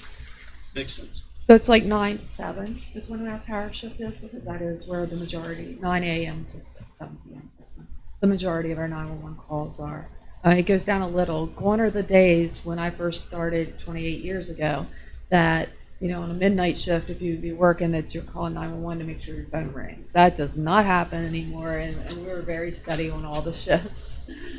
And I think I've asked this before, but so the phone service for 911 is handled through Frontier then? Currently, and our Currently. goal would be to get away from the Frontier network and utilize one of the vendors that we're in discussions with now that would get away from the Frontier network. The text would allow you to service customers who don't have phone service, but the Correct. text over their phone still works. Yeah. Wi-Fi or whatnot. Yeah, and you could use it through a computer. You would be able, if you have a Wi-Fi connection, and make a call. You could do it through text as well. And the other thing and we're leading the state in next gen. Everybody's watching to see what we do including the state of West Virginia. But one of the other things that texting will do, say for example, if someone's broken into your house and you're hiding in your closet, but you don't want to be heard on your telephone, calling 911. This way, you can text on your phone that you need police or whatever. So there's a lot of advantages to it. It's exciting. It's exciting. There's a lot of technology, but with the new technology, there's a cost, and that's we want and we want to be that cutting edge county. We want to be that cutting edge 911 center where the rest of the state does look at us and at us as being those leaders. Does Jefferson have next gen? So the thought is that they will be coming on right after us, that we will get select the same vendor. Yeah, that was my question. If they're not, could they continue to be the backup then? Sure, yeah. Okay, And so it wouldn't matter. It does not matter with next generation. One of the requirements are for all the vendors throughout the country is they must be able to work together and be able to transfer the information. In the committee, our committee that's looking at next gen isn't just Berkeley County. Correct. We have representatives. The 911 executive director is on that committee. One of the deputy director from Kanawha County is on that committee as well. So they're all watching what we're doing. Another question though, if we are next generation and they're not, and you had to transfer down there, You can still transfer. could still text? So if they are in a county that accepts texting, Okay. yes. If they are not, then But that's rare that happens, right? it's getting better. So we're on the border of several states, so it's easy sometimes for that call to what we call bounce to the incorrect Because all your jurisdiction. lines are being used. Well, no, it's not. It's not that. It's so a cell phone tower is like a triangle. So you face those three. Each side is faced in the direction that is the strongest power. So the likelihood is. So let's say we're heading to Maryland and we're right there at the Potomac. It depends where you're at, where you're calling from. It might be facing Maryland, that part of the tower, or it might be facing West Virginia. So we get some of those calls, but it's easy to transfer them over to the other agency. Okay. Any other questions? Good. Thank you, Jen. Great. Thank you so all much, very Jen. much. Have a good evening. Uh-huh. Thank you. Okay, we're going to call Will back up here and move along with the estate hearing of Stephanie Porter. Is that correct? That is correct, Council. Last estate hearing for this morning is the estate of Stephanie Diane Porter.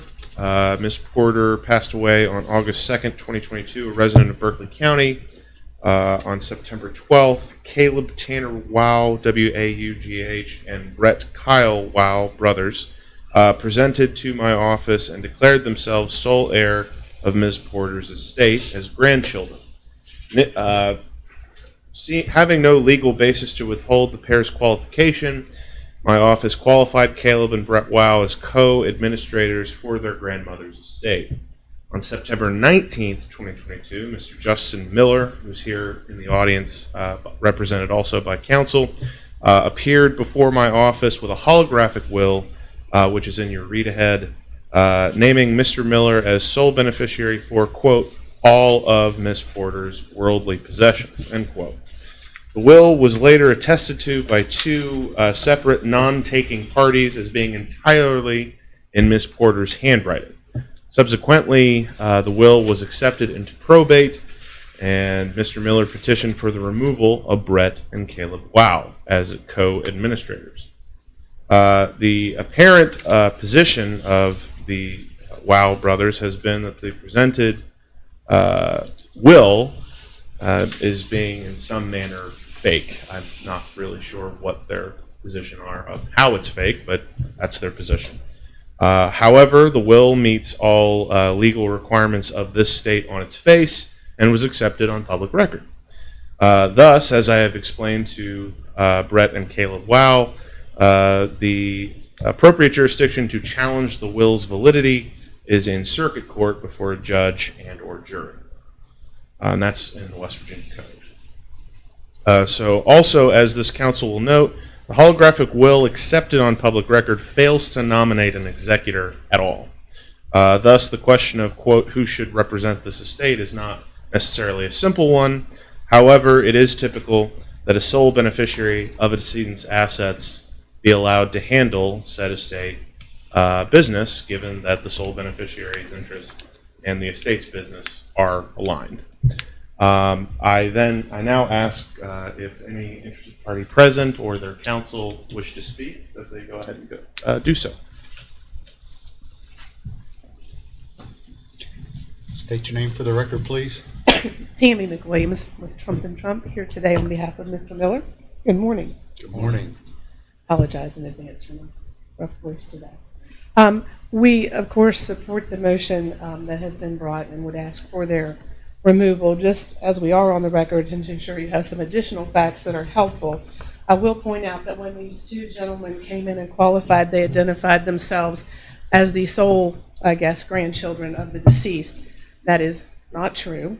My client, Mr. Miller, is also a grandson, and so when they filed their paperwork identifying that they were the intestate heirs and identifying grandchildren, for some reason they failed to identify all grandchildren. So again, I think that goes to what's actually at stake here, is that Mr. Miller, as the sole grandson who is taking under the will, shouldn't be forced to allow others to come in for the sole purpose of taking an executor's fee or administrator's fee, which would be the only beneficial reason for these two to come in, administer the estate, only to hand the assets all over to the third grandson, whom they obviously do not have a good relationship with, having not identified him correctly as an heir to begin with. So we do believe that the equitable properties also would say that we're just asking for trouble, and there'll be fights down the road if we don't allow the sole heir to handle his own affairs at this point. I would also point out that they qualified in September of 22, and here we are in February, and they have not filed even the first appraisement for the estate. So they aren't even fulfilling the duties which they undertook or signed up to perform as well. So there's also that reason to seek their removal at this point for their non-performance of their duties. They did not post a bond because they identified themselves erroneously as the sole heirs of the estate. Had they posted a bond, I would ask this body to please, although you'd be removing them, to hold on to that bond until we can ensure that they have not absconded with or misappropriated or treated in any malfeasance way any of the assets of this estate. But that is not possible because there was no bond. But I would ask that your order specifically make note, or at least that the record here today note, that I would ask the tribunal not to release them of any obligations, so that in the event the estate finds there has been malfeasance or misgiving or misdoing before today's proceedings, that the estate would have the opportunity to pursue them appropriately for the return of those items or other damages as may be wanted. So that's our request at this time, and I thank you for hearing me. Thank you so much. And to Ms. McWilliams' point, I do believe, and I believe Ms. McWilliams is right, that the co-administrator's personal liability remains irrespective of this body's decision to remove them as personal representatives of the estate. The purpose, of course, or the reasoning behind that is their actions whilst being personal reps does not cease with their removal. Their actions during this time that they qualified and are now being proposed for removal before this body, they are personally liable for those actions, whether it be before this council or another jurisdictional body. So I ask now this council to consider the petitioner's motion to remove Caleb and Brett Wow as co-administrators for the estate of Stephanie Diane Porter. Okay, you've heard the recommend. Oh, I'm sorry. I just wanted to make sure you put on the record that David Brent or David Shell. Oh, that is true. Yes, I suppose for the record, although both parties and their mother were served with notice, legal notice of this hearing, neither Caleb nor Brett appeared today before this hearing. Okay. You've heard the recommendation of the fiduciary. Do we have a motion? Can I ask, does Anthony concur with? I do. Okay. Thank you. I make a motion that we remove Brett and Caleb Wall from the estate of Stephanie Porter. We have a motion. Do we have a second? A second. Any further discussion? I'm sorry. Do we need to add hold to it, that? add that on we're to holding as their bond? co-administrators. Are we adding to that we're holding their bond? Or There's no bond to be held. Right. So, as Ms. McWilliams shed some light on, due to the fact that the Wow brothers declared themselves as sole heirs, the purpose for a fiduciary's surety bond is to secure the assets of an estate for parties that are not their present servant. When you present yourself as the sole beneficiaries or sole heirs of an estate, erroneous or not, for your own benefit, we would not require a bond in that situation, mainly because the interested parties are there. That obviously, or as being argued, was false. It was a false filing, and there are remedies to that false filing, of course, as Ms. McClellan knows. So there is no bond on public record, and that there will be some further filings requested, I'm sure, by Mr. Miller's counsel. But to answer your question, Gotcha. The order to be written, is that by? I'm going to prepare an order in collusion with Mr. Delegati, and I will present that to your office later on today or early tomorrow. Fair enough. Okay, we've heard the motion and the second and discussion. Call for the question. All those in favor say aye. Aye. Like sign opposed. Motion carries. Thank you, Council. Alrighty. Looks like we are at break time. Mr. President, I need executive session. Oh, that's right. I forgot. If you don't mind, for just a short period of time for county council personnel and legal matters. That is correct. You want to do, well, Items from the public? yeah. Any items from the public before executive session? Mr. President, I move to go into executive session for legal matters. We are in executive session. Thank you, Tammy.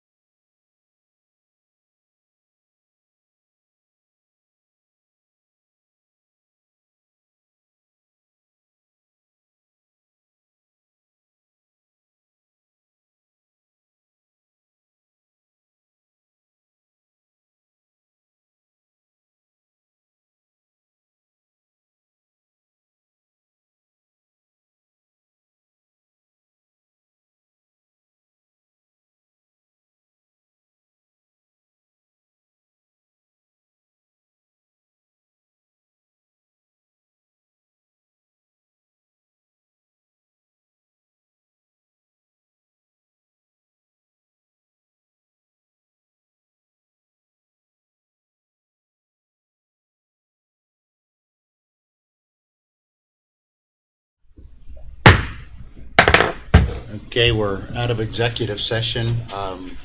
No action to be taken. We will reconvene at 2 o'clock for the Board of Review and Equalization. Thank you very much. Session 4.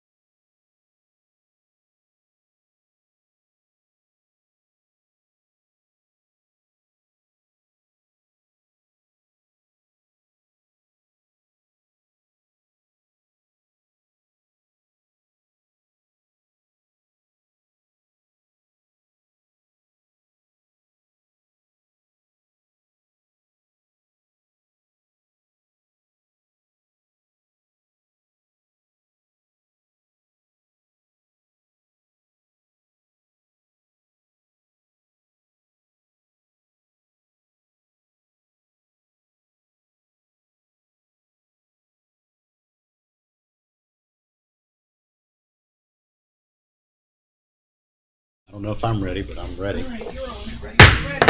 All righty, we're back in session for the Board of Review and Equalization, and the Honorable Larry Hess to let us know if there's anything going on.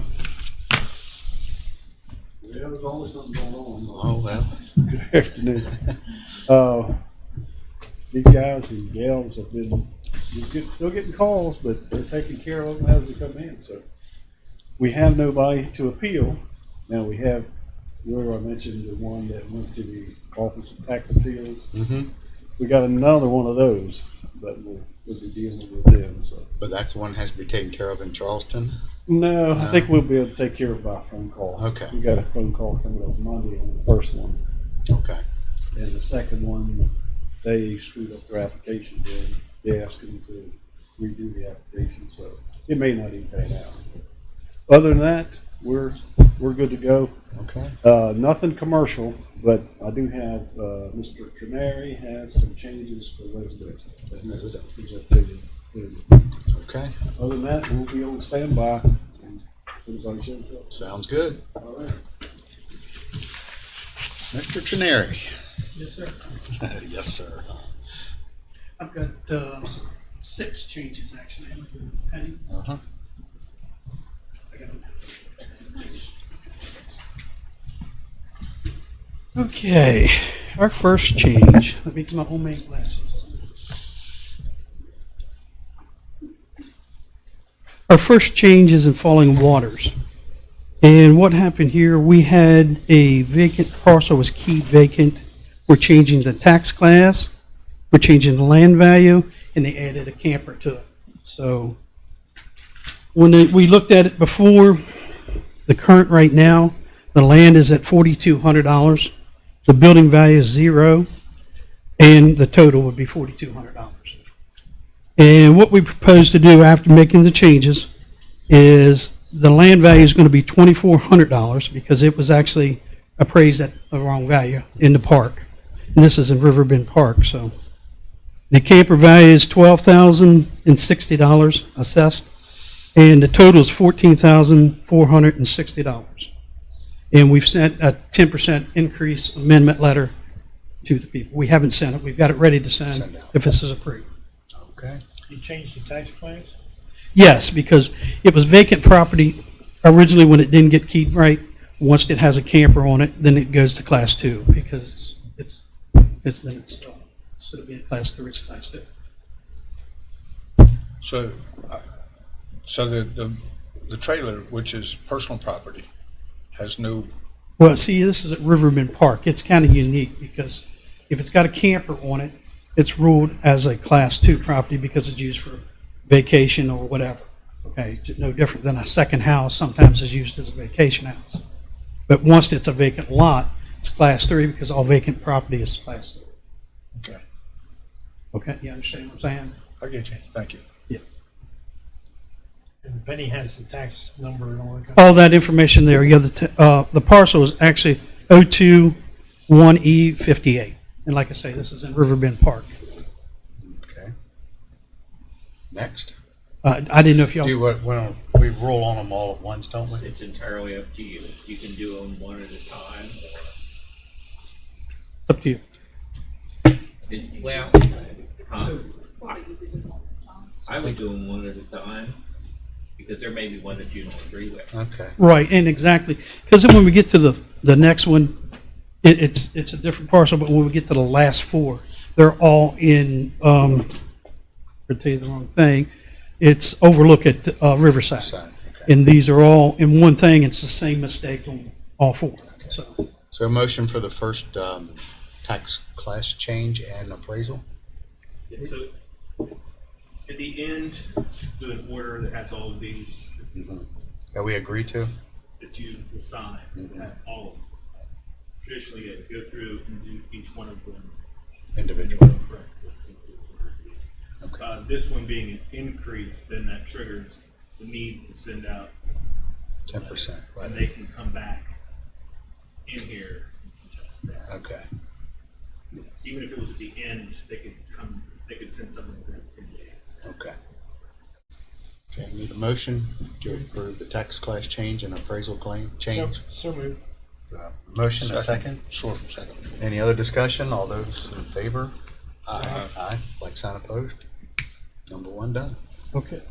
Number two, all right, this is in Jarrettstown. What happened here is we got another keying error where we accidentally put 11.79 acres on a piece of property that didn't belong. And of course, like I say, it was a keying error. Let's see, originally, currently now, we have 85,000 on the land, and this is parcel 032013.5. And we had 0 on the building because it's a vacant lot. And of course, then the total is still 85,340. What we proposed after we took the 11.79 acres off is the land value is 49,580 with the building still being 0 and 49,580 on the total on the assessed value. What's the size of the lot? Well, the lot itself was 10.34, but it was a key error where it was added on another 11.75 Oh, it or was added on. 11.79. It was added on. Yes, by mistake.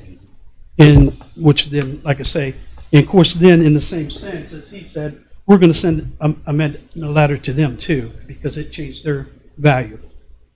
So. Okay.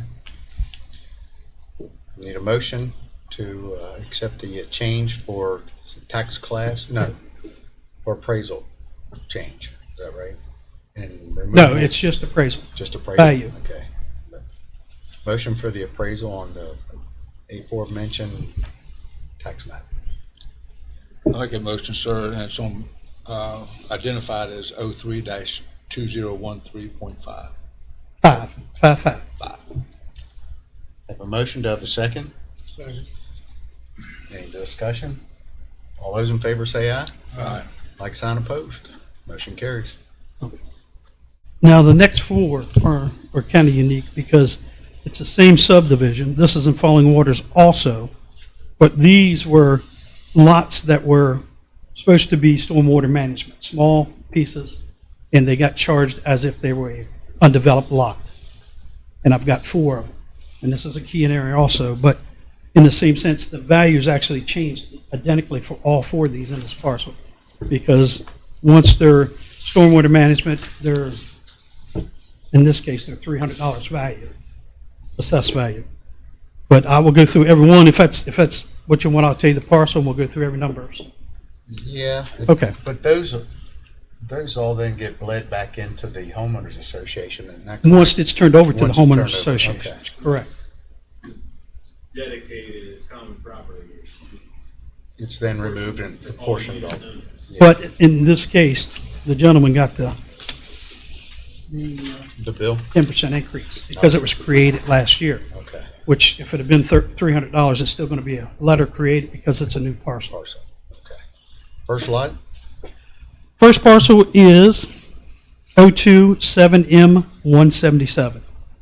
What subdivision is this? This is in Overlook at Riverside, down behind the food line, Falling Waters up on the hill.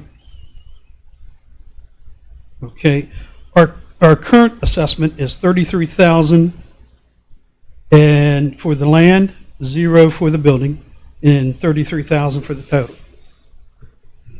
After we've made the correction, and the proposed part is assessed value at $300, building 0, and the total 300. Okay. Individually, motion to, You can probably do all 4 all 4 of these at at the the. same time. All 4 of these are exact They're totals. exactly So if you the want to same- hear the same next thing. one. The same subdivision, and Okay. they're all stormwater management. Yes, all 4 of them. Next. I can give you the next parcel is 027M178. 178. Same values. Current's exactly the same. The land value right now is 33,000. Total is 33,000 with nothing as far as building.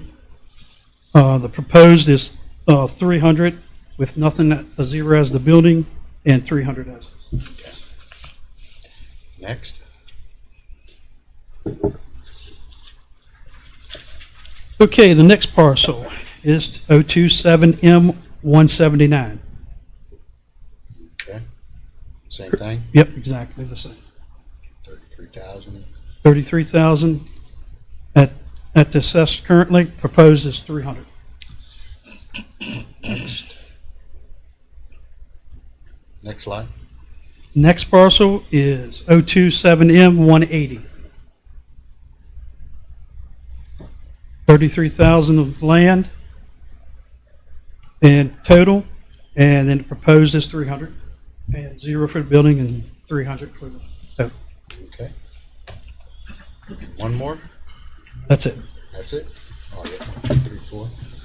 Okay, you heard the motion, or you heard the recommendation for the changes in the lots 027M177 through 180 for the change in the assessed value. Do I have a motion to accept? Motion to accept the suggested change by the assessor's office. Have a motion. Do I have a second? Second. Any further discussion? All those in favor say aye. Aye. Like sign opposed. Motion carries. Thank you. Thank you, Doc. Yep. Alrighty.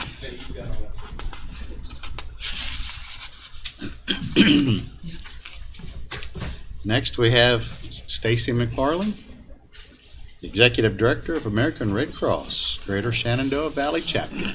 Good afternoon. Thanks for having me back today. Last year I was here with the Executive Director, Eric Anderson. He moved on.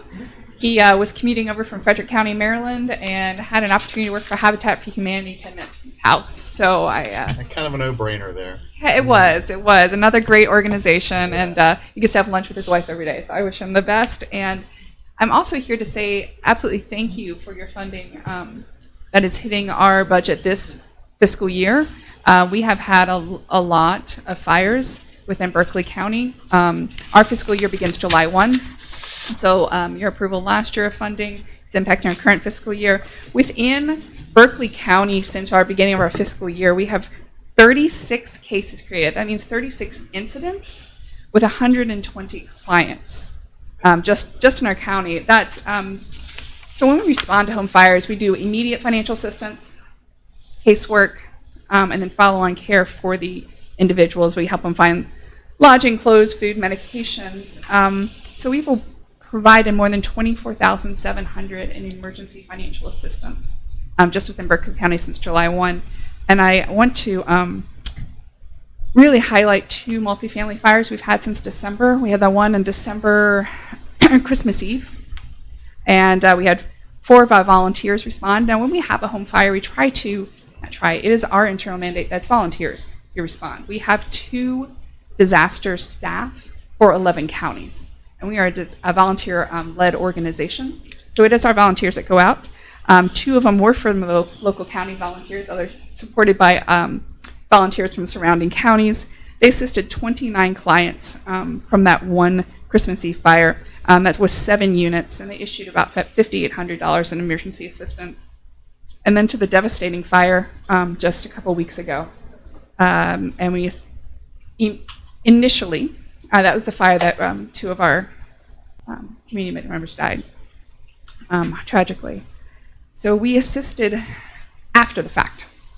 What happened was initially the remaining residents outside of the unit that was most drastically affected and did not need assistance. They could return to their homes. Everything was okay. They didn't find an alternative. And then several days later, the housing came back and said, a ServPro's come in. They need to get out of their homes for at least 2 days. Can you help? And of course, our answer was yes. We got them places to stay and helped them over that gap time. And the Red Cross, we do provide assistance with funerals. We do offer it to the families now, requirement that they take it, and I don't comment whether or not one way or the other they do for privacy reasons. And our assistance is always free to those displaced by disasters, and we score homes as destroyed, major damage, or uninhabitable, where they can't return for more than 48 hours. So that ServPro example fell within that category. We also have had incidents where take an instance. We've had some cold snap this week aside. We've had some really cold weather. Our volunteers work closely with Berkeley County LEPC and the Emergency Management Office. I'm actually looking at a report that's the same report that's going to your LEPC, and our volunteer Mitch Siegel is going to be presenting this information to them. We also always offer up that we can open warming just during extreme cold or extreme heat scenarios. We can open warming and cooling centers, and we work very closely with the emergency managers to do that. And when it comes to preparedness, we obviously have partnerships with the local shelters to be able to do that, and we maintain those partnerships in the community. However, my next several months is working with hopefully Berkeley County Schools. We have about 200 pillowcase projects. This is youth preparedness in grades 1 through 5, where we teach them how to appropriately respond to a disaster, a home fire, how to get out, home fire preparedness, and entirely free. I have about 199 kits where we want to. So I'm going to be reaching out to Berkeley County Schools and see if I can have that impact our local schools. We try to spread it out around the county, but we haven't had a lot of luck getting to schools again this year. They're hesitant to bring people in from the outside. It's one of those carryovers from COVID, so I'm hoping that I'd knock down that wall a little bit and be able to help our community out, since we have had several multifamily fires right here in the county. So we have a request for continuation of funding at the $5,000 level for your next fiscal year. And I hope that you see our services have been helpful to the community, and you would consider considering that budget request. Can I answer any questions or concerns you may have? Mr. Barnhart? No, I have no concern. I'd like to thank you. I think we probably had this conversation last year, but I've been in the fire service for over 42 years, and I know the services that you all provided are tremendous to this community. And it's their first opportunity for that family to see hope. That we just went through this terrible devastation, but already people are reaching out to help. Their neighbors. So thank you for what you do. Is Gary Cessna still with you guys? Yes, he is still. He splits his time between here and his Snowbird, I believe. Okay. So he does still go back and forth. He's not as active as he was. But Okay, yes. but he was a great guy Yes, for you guys, and he really was. a great representative of you. He's also a great Rotarian. He devoted devoted a a Oh, lot is back to his he? community. Oh, wonderful. Yeah. I am a Rotarian. So we are, I think I spoke to you last time about my neighbor's house. Hopefully, fingers crossed, they were putting the driveway down there, still building. They couldn't break ground until almost October. So hopefully, come March and springtime, they'll be moved back in. But it's been a long road to recovery for them as well. But they're getting there, building back stronger. Thank you. Any other questions? I just wanted to say that I think the educational part with the students is something we really need to push out. Yeah. Kids have a resilience and understand and remember things more than adults do. And like if it's something that's left on at night that should have been turned off, the kids maybe respond to it before an adult would. And Keep an eye on what you fry. I would encourage you to push that as hard as you can and get back into schools and educate our kids about that. So. And if you could reach out to the superintendent of schools, Ron Stevens, who served also on the LAPC representing the school system. Right. So there is a connection there. You just got to connect the dots. Yeah, I appreciate that. I will do It's my that. 7-year-old granddaughter that reminds me to put my seatbelt on. It's my 7-year-old granddaughter that reminds me to lock the car because her possessions are in there when we go into some place. And so kids are sharper than someone of my age, I can assure you. Yeah, they are. This program, the Pillowcase Project, started actually after Hurricane Katrina. One of the teachers down in New Orleans told her students, "Hey, listen, get a pillowcase, put in it all your most valuable possessions that you would hate to lose, and then if something happens, just grab your pillowcase and go." And the program was started in partnership with Disney, and Disney was heavily funded this program. Then Disney decided that's not the program they wanted to fund, and the Red Cross went, we're not getting rid of that program. So we have private donors across the country that have stepped up and pay for these pillowcases to be offered free all across the country. And so we get allocated a certain amount in our region each year. So I want to make sure we utilize all of them and get them out into the community. And it really is a pillowcase that they get the color, and then they get the booklets. So it's age appropriate. It's fun. Well, thank you so much, Stacy, for Absolutely. all that you do and your Really my honor. organization. So it's much needed. Thank you. Thank you for your time today. Thank you. Next, we have our very own Mr. Lang.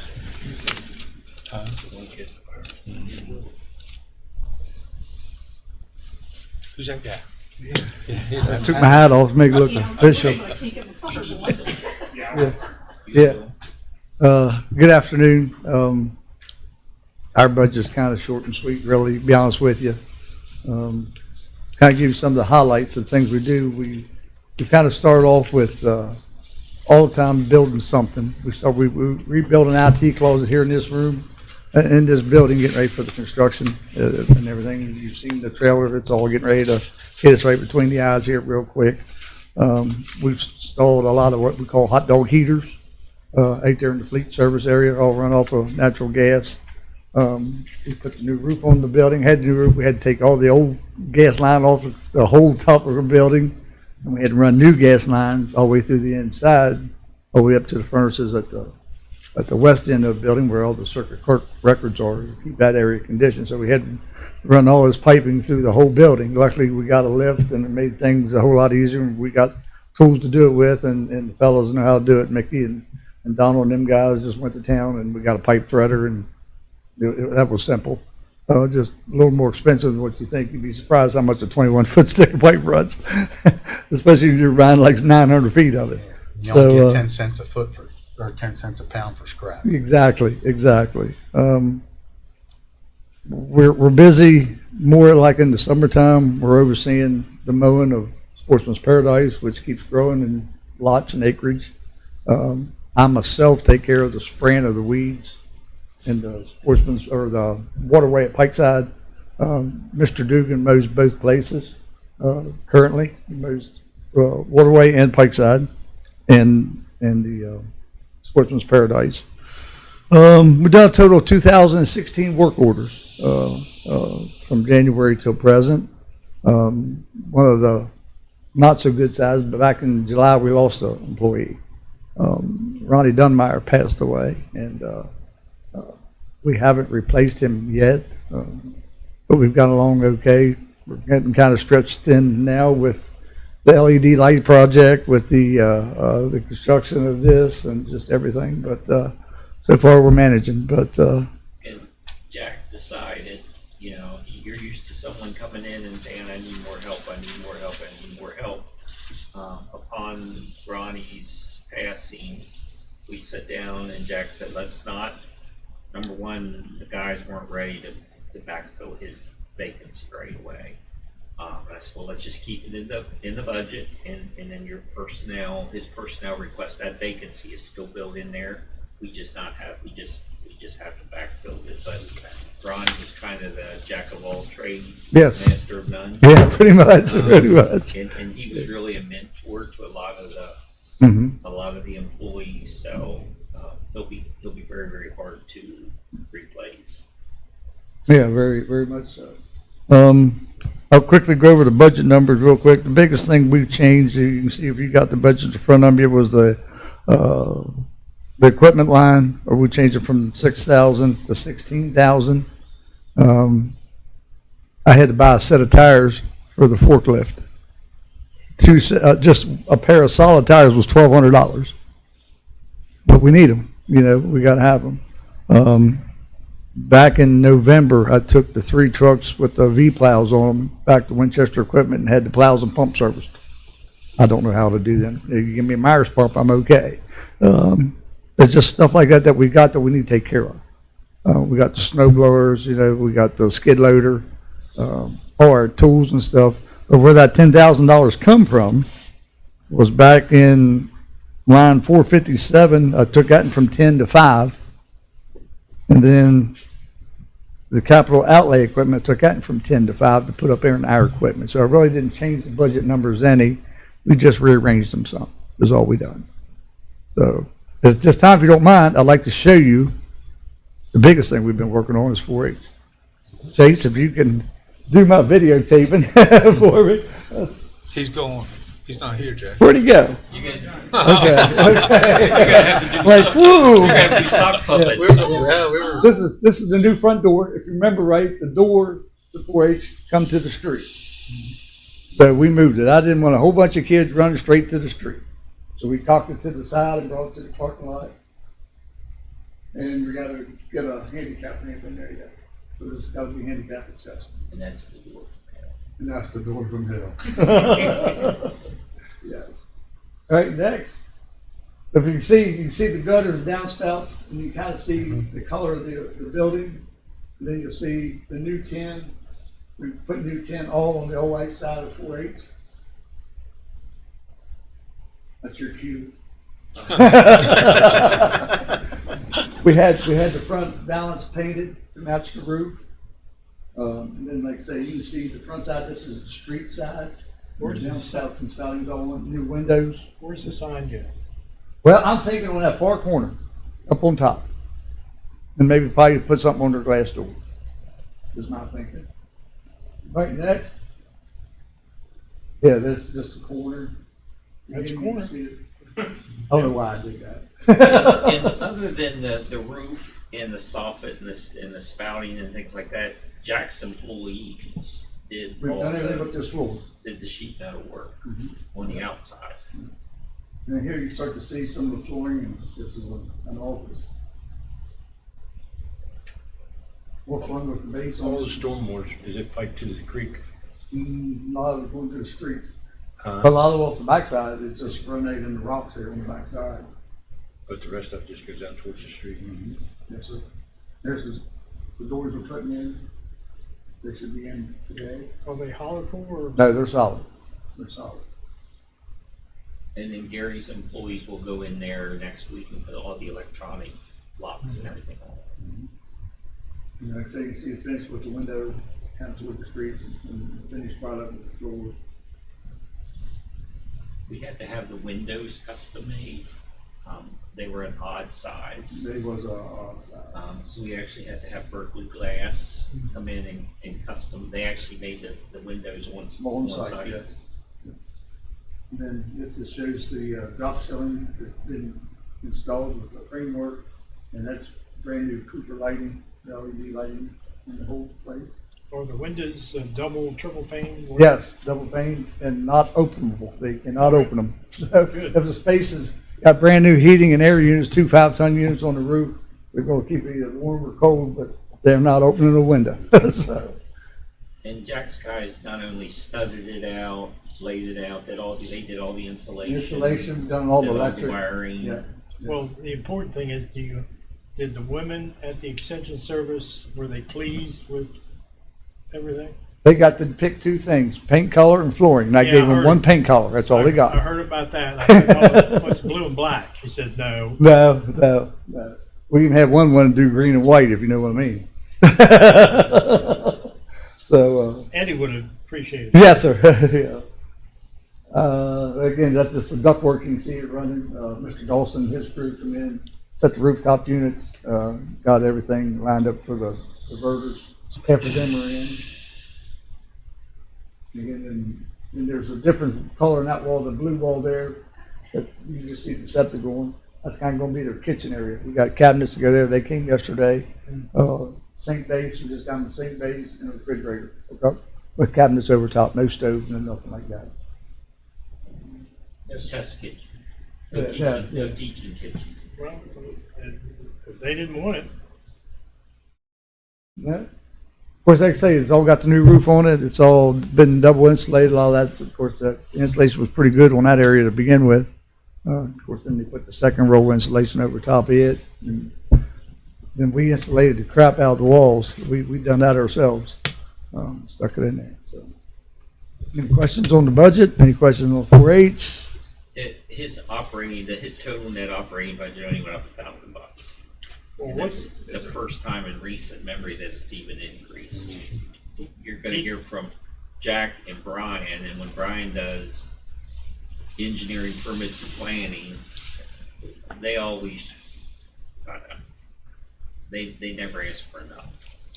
Well, he says his brother asked for it also. Yeah. Well, that's true. Do you have a cost on how much you put into the extension service? Boy, we've kept track of it, but for me to stand here and tell you, Mr. Barnard, it was, Tracy will have that. I don't. Oh. We've been keeping track of that because we've been reimbursing ourselves through ARPA. But we've been keeping extension service separate so we know how much that Yeah, I'd be interested to hear. we can give that to you. Anything that comes in through that we spent, like we went to Tri-State Electric and got boxes or switch covers or switch plates or anything, always wrote on the ticket for $750 at 4H. That way it was designed, they know it's for the 4H side. That way they can keep it separate from annual courthouse stuff. Each square feet is their area going to be, Jack? It's like 3,800. 38? Yes, sir. It's pretty good size.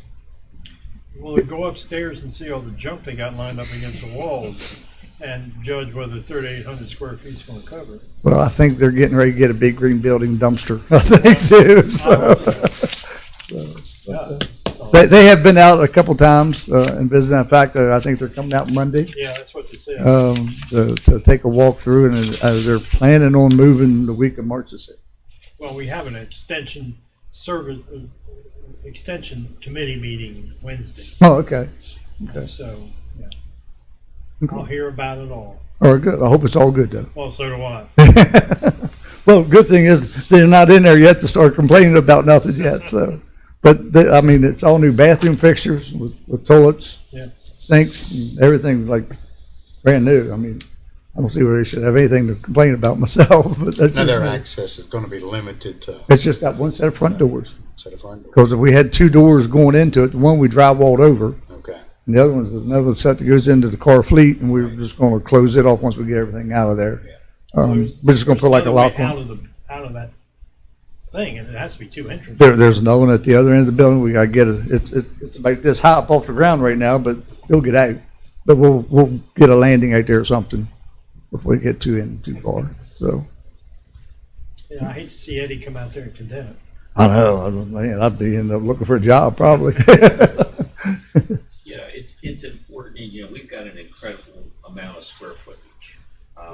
And with all the projects that we have going at any one time, with our facilities, this department has to be involved. For example, when we did the demolition of 126, Jack worked, we had reclaim, typically only had one guy there that was doing that did the whole He did the whole thing. but Jack worked with him. We made sure that the compression testing was done with the backfill. But even with the demolition of Mr. Foster's property that was just completed last week, the removal of the asbestos at 750 Baltimore Street. This LED lighting project, although it's all being contracted out, they actually started on the project last night, and it's being done after hours. But because they're in the sheriff's department, because they're in the judicial center, we can't just give them a key and say, They're escorted. So we have to have an escort in there. So one of Mike's or one of Jack's guys is in there all night with the LED lighting folks. So all the snow removal. Thank God it hadn't been much. Yeah, I mean they and this council has been very when Jack took over facilities, we had some equipment needs. And we've purchased skid loaders and beat plows and some new trucks. 3. And the big broom. Yep, we got a broom and a 7-foot push box for a skid loader. So we've worked hard to get the equipment up where it needs to be. So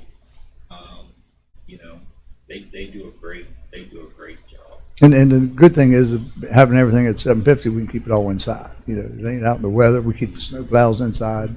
Well, your timing on moving the extension service was right on. How's that? Well, yeah, because now the third floor is vacant, and that's the first step. Yeah, yes, yeah. As far as the construction part, yeah.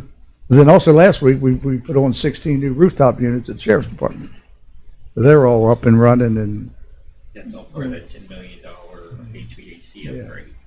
Wish I'd be there with them. They wanted to stay. The one day they done it, I mean, it was like 60 degrees. That one day couldn't have picked a better day. The next day it was calling for rain. They said, any way we can stay later than 3 o'clock to finish this stuff up? I said, sure. I said, I don't blame you. So I think I was here like 6:30 that night when they finally quit. But that's just part of the job. So, but they're all done. It's all working good. They all seem to be tickled over there.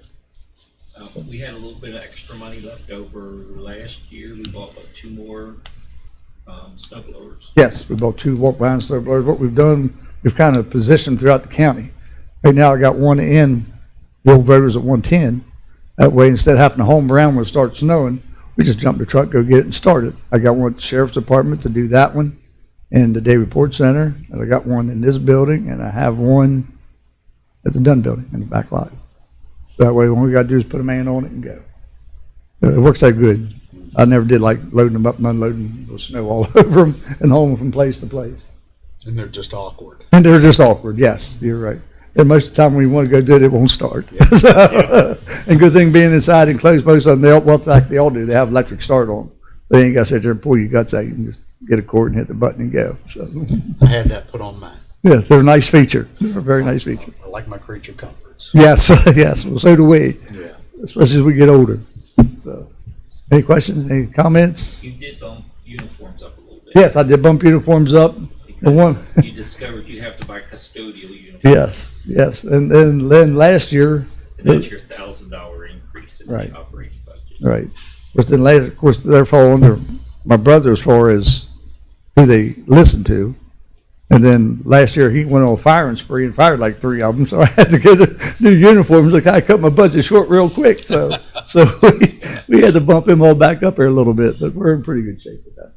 If we get that $6,000, it'll be good for them. We generally buy something once a year, 5 shirts, 5 pants for everybody. The girls, I let them go to Super Shoe. They buy them scrubs, I guess is what you call it, and they go pick them out. They try them on, lay them on the counter. I grab their card and pay for them. That way, if they got them, they got their collars, they fit. How many people do you have, Jack? I got 7. 7? 7 counting Mrs. Pope. Not counting you? Yep, that's counting me. That counts you? Yes, sir. That's a lot of square feet. It's 10 buildings. But the council has done a lot of work. I mean, you don't hear a lot out of High Street, over the senior center. We've redone it. You know, they don't have a lot. They got very appreciative. very, yes. They've got new heating units. They got everything done outside. You know, Over $1 million just in that building. right. As I say, and we keep fixing up things with. Well, Getting ready to put all this new LED light on. I'm going to have somebody that ain't going to have a job putting light bulbs in, you know, in a couple of buildings. So that's the best senior center in the state of West Virginia. I've heard that. I've heard that, and that's credit up there, you know. So Well, Jack, you guys do a great job. Your staff is always very courteous, very respectful, you know, and you're very responsive, you know, to requests. So thank you all for what you do. sure, yeah. That's I just tell everybody that's our job. You know? That's everybody. The worst part of our job is snow removal. So if we can get rid of that, boy. Worst part of mine too. Yes, that's the worst part. That's I'll the say this, he was even nice to me before I got on the council. Yeah, I knew Mr. Catlett for a good while. Was that him and I started dealing with each other over the Doughboy statue? We stored it out there for over a year. Yeah, about once a week I go by and give him a high five laying there on the trailer. So, any questions, concerns, anything? Don't have anything, Okay. Jack. Yep, Thank you. you'll have a good evening. Back to watch LED light people. Yeah, be good. Good luck, Brian. I got them round up for you. Well, we're pretty close to being on time. I don't see Mr. Hess here, so I think there's no applications. And we'll go right on with Mr. Ross.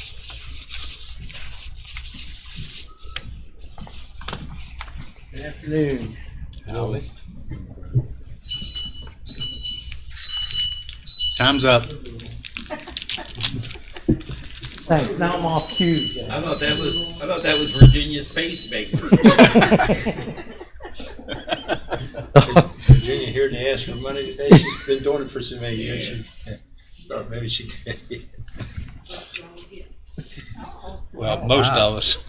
what she said. Most of us, she said she bought a gift. I'm like, Wanna go most ahead of and us. present it before I start? Virginia, You you mind are if the she- gift. She comes up before I start? Oh, sure. But Virginia's our gift. Brought you all the new books, What new Oh, okay. The new directories. new directories. Oh, a new director. Well, thank you. You can See pass that? them out. That secret I thought about about one you. blue book. Thank you, Virginia. Well, thanks for doing Thank that. you. Couple down that way, one for Ellen. Oh, you're welcome. Have they declared you a member for life? Yes. I figured they did. And I was on my own dollar. So you get no bills from me. I see. Thanks. You didn't even try to encumber that before you left. Do what? You didn't even try to encumber that money before you left. Went on my own. Went on my own. Thank you, Virginia. Thanks, Virginia. Cool. Oh, shoot, keep the books in your hand, that way you'll be distracted. Yeah. I still got ears, Brian. What? Huh? We have 3 different budgets to go over today. We'll just do them in numerical order. Any questions, please ask during the presentation. First account is 438, which is building inspections. That consists currently of 10 employees. One has just currently resigned his position, Mr. Tucker, the previous week. Talked to Mr. Davis, and we are currently going to be leaving that money in there for future employee if needed, which depending on how the economy goes, we may need to fill that. What did he do? Roy was a commercial inspector and did some of my residential plan reviews for me. He was kind of a jack of all trades. He did residential. He had actually had his residential and commercial certifications through ICC. So he was Where'd he go? What's that? Where'd he go? He actually took a job at McGinney's. Oh, really? He wouldn't tell me until the last 5 minutes of him and I speaking the other day, but he used to work there, and they offered him a pretty substantial, he's a job site superintendent, got his own truck, fuel card, so something that he wanted to do. When the economy slowed a couple years ago, he was actually laid off. Yes, he was. And that's when he came to work here. He was in a laid off status, so. Yeah. So I wished him the best and thanked him for his service. So for the county.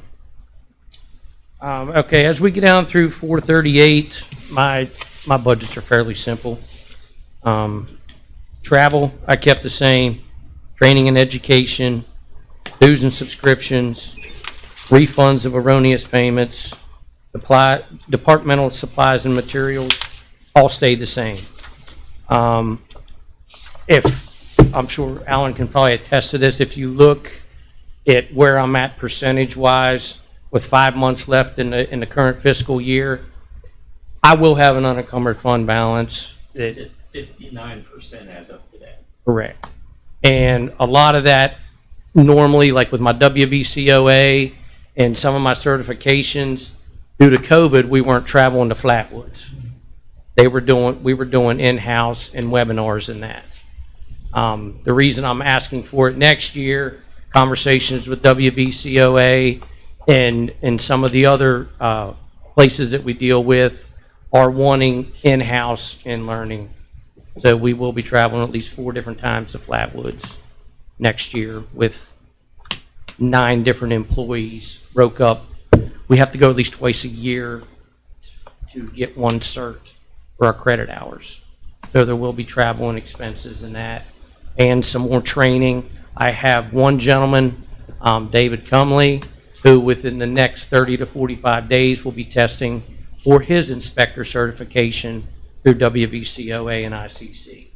So that will be another gentleman, which is basically replacing Roy currently, financial-wise, for added training and education. And he's the newest employee. He came over from Stormwater. Yes, yeah. He came over from Stormwater. So he actually worked for the Stormwater District. So has that familiarity and knowledge. Good head on his shoulders, good team player. He's going to be an asset to the department. Good. He really is.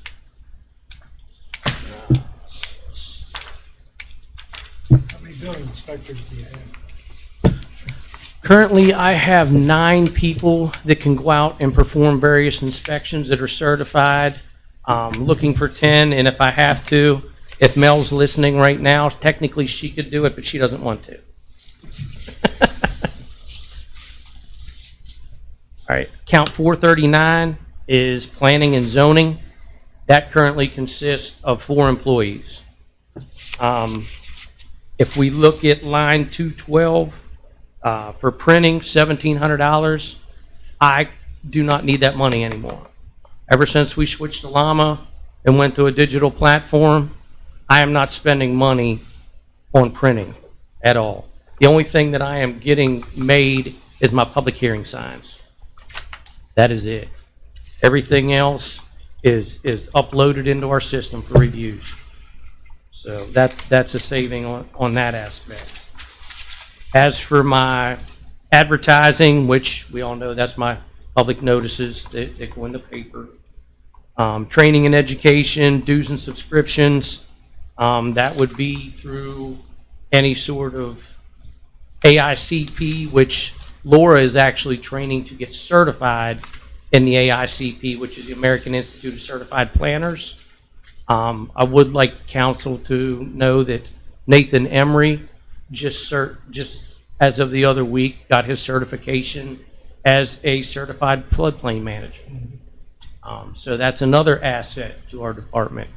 I'm not sure. I think Monique is still planning on achieving those credentials, and anything else that they want to do that will benefit my department will be covered under my training expenses. I have the mindset that if you come to me and you're willing to help my department out in furthering your education, I will do my best to make sure that it happens, whether it's in-house, online, or out in the field somewhere. And I got some staff members that are eager to just keep going and get as much as they possibly can. So. Let's see. Line 229, court costs and damages stayed the same. Refunding of erroneous payments and departmental supplies, I kept all the same in that department. So your overall operating budget's actually down? Correct. It's been reduced. Yeah, by $1,700. All of your department heads meet with me, go over the budgets before they submit it. And Brian, every year, and I don't do this, and I think he's the only department head I do with, I encourage him to ask for more. He runs an absolutely bare bones budget. And anytime he sees, for example, last fiscal year we were in the process of migrating to Llama, so his overtime he knew was going to be over, and was quick to meet with me, and we, that was money well spent. We put some more money in there, but the planning budget is as bare as it is at 52.6% today, and that's even with salaries, and the majority of his expenses are salaries. So Correct. Yeah. And there'll probably be a couple seminars that through planning associations and that if I see it's beneficial and it deals with our type of development in the county, suburban and with like lack of zoning and that as we do have, I'll entertain that. I'll entertain that for any sort of education that my staff can get to benefit them is a benefit to me in the long run. The last department that we have is engineering. Currently consists of 5 employees, and if we go down through there, we'll just start with line 214 of travel. I kept that the same, and that just reflects as stated earlier. At my last WBCOA meeting up in Flatwoods, they did state that they wanted in-house learning up there, and they were hesitant on giving us what's called CEUs, continuing education units, for doing stuff online, because they feel that there's lack of attention to important matters that they're trying to discuss, and they want us in-house. So that'll be covered under that expense. Advertising and legal publications stayed the same. Training and education stayed the same. Dues and subscriptions. Training and education could be anyone from, once again, ICC, WVCOA,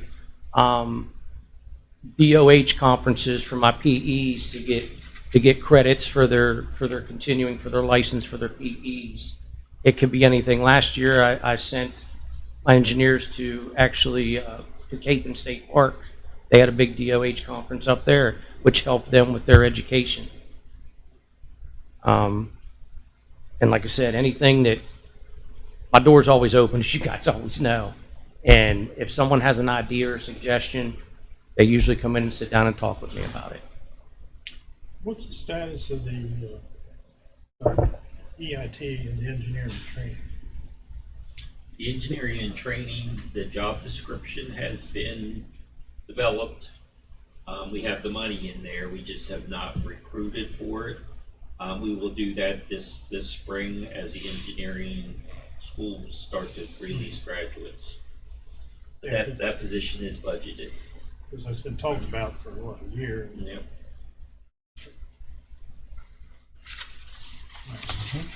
Well, and we were going to advertise a year ago. Correct. But the need for it just wasn't there right then, so we decided just to hold it all. Okay. Line 223, professional services. I'm requesting $2,500 for that. That money comprises of, as the council is aware, in the last year and a half, 2 years, we started prosecuting cases through magistrate court through IPMC violations, which is the International Property Maintenance Code that the council adopt as part of our building code ordinance. In retrospect, a lot of this stuff is handled by Mike Lang and his staff. The problem that I run into is if I run into parcel or homeowners that live out of state. What I've been doing, Mr. Davis and I spoke earlier about, I need to be able to reach these people. It's not fair that I can go after Mr. Whitaker, but if Mr. Gokenauer's in Texas, I can't track him down. So this money is set aside. I've been using Tommy, and I've been able to get some people down in Texas and out west to respond to our complaints for compliance. And if the council's, say, average is probably around $200 for everyone that I have to serve out of state, because Tommy has connections with people that I don't understand, and he can track someone down very, very quick. So that's what that money, that's what I'm requesting that added money for, because currently, last year it was not in my budget. And we have used them a handful of times this year. Yes. And Mike's guys, you know, if it's in Washington County or Frederick County, that's one thing. But like Brian says, if we have to track someone down in Ohio or Texas, you know, I'd prefer not to send their employees for a lot of reasons. That's money well spent right there. Yes, The tough one is servicemen overseas, because a lot of times you can't go after them. Correct. And Correct. That's the ultimate dead end. On a positive note, though, with these court cases, with counsel and Mr. Davis's support, I have seen at the beginning we inundated the magistrate court with cases. I mean, just case after case after case. And as people know, as word travels. Word travels. Believe it or not, I'm getting a lot more positive responses with initial violation notices with threat of magistrate court before we get on the docket. So that's a positive measure that you guys have supported through our building code ordinance to make change and help the residents of the county that, you know, may have a neighbor that doesn't want to be compliant with simple sanitary measures, no matter what they should be. Brian and I have had a lot of conversations recently about this thing, and in fact, I talked to Magistrate Norris today one-on-one and thanked him for his cooperation. with the magistrate court to get some of this stuff taken care of. But, in that sense, when we got on that public nuisance ordinance, I think a lot of what we can do is just expand what he has the ability to control and maybe not reinvent the wheel here in my mind and just expand on that perhaps. And if I could address council, keep in mind if that's the avenue that we decide to pursue, there may be me coming back to you requesting added employees to help out with that service. Right. If it continues to grow the way it is now. Okay. Next up. That's it. You want to talk a little bit about, particularly for councilperson Catlett's benefit, a little bit about llama. We 3 years ago, 3 years ago, we purchased. The council authorized us to. It's an animal you raised for the fur. Yeah, they spit it if you get too close. Yeah. We had a system that we have had for 20 something years. Yes. It originally was it was a software program that was designed for mass marketing, and over the years we modified it and bastardized it to the point where we were actually using it to track permits and things like that, and it was never intended to do that. In 1 year, this field was populated with this information, and in the next year, the similar information was put in another field. And with the growth that we were having, it was not working. Before the recession hit 5 or 6 years ago, we were very, very close to purchasing and updating the software and replacing it, and then the bottom kind of fell in the construction industry. So we decided not to do that. Well, we revisited it 3 years ago and bought specialized software that was actually developed for what we needed, and it's been in place now for 2 years. 2020, going on 3 years. We're rounding up on 3. 3 years this July. So just a little bit about how it's impacted you. And it has basically, with the aid of Mr. Wine and his IT department, we were able to go from carrying folders with papers in a milk carton down to our vehicle to accessing everything on a tablet. The digital layout of this program is phenomenal compared to what we were used to. And just like anything, if my staff's listening right now, I hear you, I see, I'm going to say it, growing pains as we implemented this, but we got a system down. And the one thing that helps us through engineering, planning, building inspections and permits, everything is time, date, stamp. You cannot take a phone call and say, why hasn't Brian done this? Well, Mr. Catlett, I can let you know why I haven't done it, because on this date at this time, it's not written in pen and pencil. It's right there. Everything's digital format, uploads. Whenever we implemented this program, I got with Gary, and I got all my reviewers, 24-inch monitors, split screens we can do. We have this program called Bluebeam, which is integrated with the Llama software, that we are able to go in and actually digitally mark up and implement changes and everything on plans themselves and put notes on them. Say that again. What was that? Bluebeam? Bluebeam. It's called Bluebeam. If you stop down in the office, I can give you real quick of. We used to see contractors come into the building with rolls of plans. Right. We in fact, we had one whole room in planning, and all it did was hold rolls of plans. I've gotten several phone calls from developers who want to know why something hasn't been done yet and why the office hasn't gotten back yet. And I said, have you checked on the Llama program to see the status, whether or not your engineers have answered questions or anything? Well, I didn't know that I could. So my only suggestion would be, when a new project or a new manager comes in, make sure that the owner of that company knows how to get on that Llama to check to make sure that we're not waiting on something from their engineers. Yeah, we Because talk back- about that usually at all of our pre-con Well, meetings. and- But I understand it's, Yeah, I mean, it's because once I tell the developer or the owner of the development what he can do, he's not long getting on that project and wanting to know why his engineers hasn't returned a piece of paper to them to get the answer because their project's being held up. And I'd say 9 times out of 10 or 99% of the time, it is not our office. Yep. It's somebody else's. and if someone asks Mr. Catlett, all of our stuff that goes in-house is public. Mhm. The public can access it. And I can even show you the website and how to get in there. We can even give the council access to it. So if you get a Correct. call from a developer, you could actually check yourself. Right here. It's slick. It was a big learning curve. It was a big learning curve. And just like one thing that's awesome now that helps us inspection, let's take for instance inspections out in the field. I can take this tablet, go out, I can pull up any document, look at it, and then if I see something that's different in the field that's on them plans, I can literally take a picture of it right there and it uploads into that file.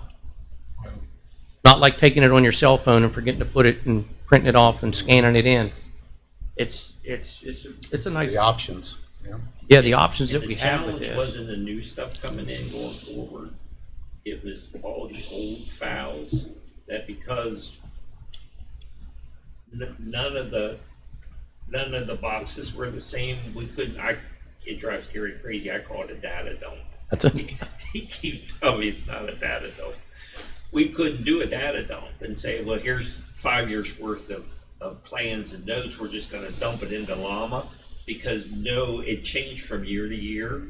So they had to manually go through and massage files and it was, Yeah. Tedious. yeah, It was. We put a lot of hours in there. the ladies put a lot, Oh, my a lot of goodness. overtime. A lot of overtime. A lot. So, But again, it was worth it today. absolutely. Absolutely. Brian, what's the typical turnaround time if somebody, which they can apply for a permit online now? What's the typical turnaround for a normal house to get a permit for construction? My initial plan review time, I like to be within a 2 to 3 week window, but I'm also at the mercy of who's applying and when they're applying. I could be within 9 days one day, come in like I've had before on weekends, and I got 20 some houses from Ryan Holmes sitting in there. How many did you get Monday, Tuesday this week? Monday. We have gotten an influx of townhouses. Home Place The at good news Riverside. is with Llama, the builders can submit for permits and plans on the weekend. 24/7. The bad news is sometimes they come in on Monday And they got dumped on. and they've got dumped on. And just this Monday and Tuesday had, I think you told me 20 or 25. Yeah, it was 20 or new 25, houses. something like that. And the majority of those were townhouses. Yeah. But a lot of those are the same, correct? I mean, For the most part, yeah, the same. Some of them have different options. Dan Ryan's good for putting options in. Ryan's pretty much cut and dry, pretty much standard on their stuff. LGI will put in a few options. Same thing with K-Hov, DR Horton. But for the most part, I guess you could say yes. And you can do the same if it's just an addition on somebody's home, an existing house or something. That's it. That I like to shrink the time down a little bit. Yeah, but But it's the with same format there. They can go online and do this. Oh, yeah. application and all that as well. Yeah. Now my review times for that are out a little bit right now with Roy transitioning out and me redelegating authorities throughout on who's going to be handling them. I am around 2 weeks out on that right now for small stuff. No, but I think that's a good time. It's a good turnaround time. And I know a number of years ago, it was 3 months. horrible. Yeah. It's months instead of weeks. Yeah. And I think your staff works hard to be able to get things back around. And I'm like the president. A lot of times, when I get a call or a complaint, I make a phone call to see what's going on and come find out. The comments have been released by our engineering or our planner, and it's their engineer or architect that hasn't done their work on their side. So, Yeah. There are occasions Not to where always, but- we push the limits of our times, you know, just because of the influx of work or the complexity of the project. It's a little bit different to review a ranch house on a crawl versus a 6,000 square foot custom. You know, Well, a matter of weeks for a bureaucracy is really good. so, but I got good people and they do a good job. They really did. Yeah, because a lot of these builders, or homeowners who are doing their own, time is money. Correct. I mean, it just simply is. Time is money. It's come a long way. It is important to get that turnaround. So thank you all for what you do. Brian's engineering budget's at 55.6% as of today. Also, I want to don't make me get Penny over here. You all right? Yeah. I even cut my hair, Eddie. I'm afraid to take a drink now. Brian is didn't have really good I ate the dealing last with That's why I said that. dealing with constituent concerns. I said, he's really making choke on a mint. He's going to get the lights on the beginning. I took a drink and then I started choking. What'd you put in that water? He is quick to go out in the field and meet with homeowners and contractors, and he has been this past week, as I know some of you have gotten calls on a new proposed manufactured home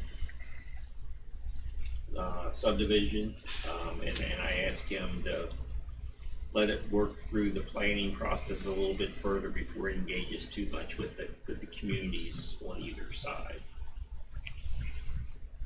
And Mr. Whitaker knows and Mr. Gokenhour knows we're dealing with planning and that.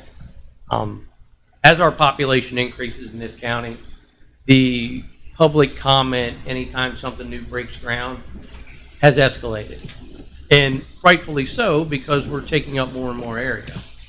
And when something comes in, we all know how the rumor mill works and how you start at one end and by the time it gets to the other end, it's blown completely out of proportion. And that's just something that we deal with dealing with the public. And in time, they'll be able to understand what actually is going to be in Clover Hill. That's going to be the name of it. Clover Hill. Yeah. It's how many proposed units? 457, 470. And it's manufactured, it's not in trailers. That discussion came up at the water board workshop I was in. So. It's actually going to be a PUD, a planned unit development, smaller lots, a lot of amenities. Initially off Welltown. Oh. When you say smaller lots, how small are we talking about? Quarter of acre? 6,500. Huh? Probably 6,500 square feet. Something like that. But what we've initially seen and what they submitted with the sidewalks, the walking trails, the rec centers, the swimming pools, and that, it's going to be a nice place. It's going to be something that'll be, hope I don't get struck for saying it's advantageous for young couples or people on fixed incomes that will be able to go in and afford that and not a $400,000 and $500,000 house. Is it for sale or rent? It's going to be probably a lease. And the home lease the property. Yes. Yep. So, okay. All right. Thanks for your time. Thanks, Brian. Thank you, Brian. Brian does a good job for you all. Yes, he He does. does. Okay, He's already dokie. helped me out on several situations I asked him to help with. He's on top of things. Yeah. All righty. Well, Randy, we'll go ahead and bring you on up here. The floor is yours. Well, I ran into Jack on the way in, and he told me just go ahead and go back home.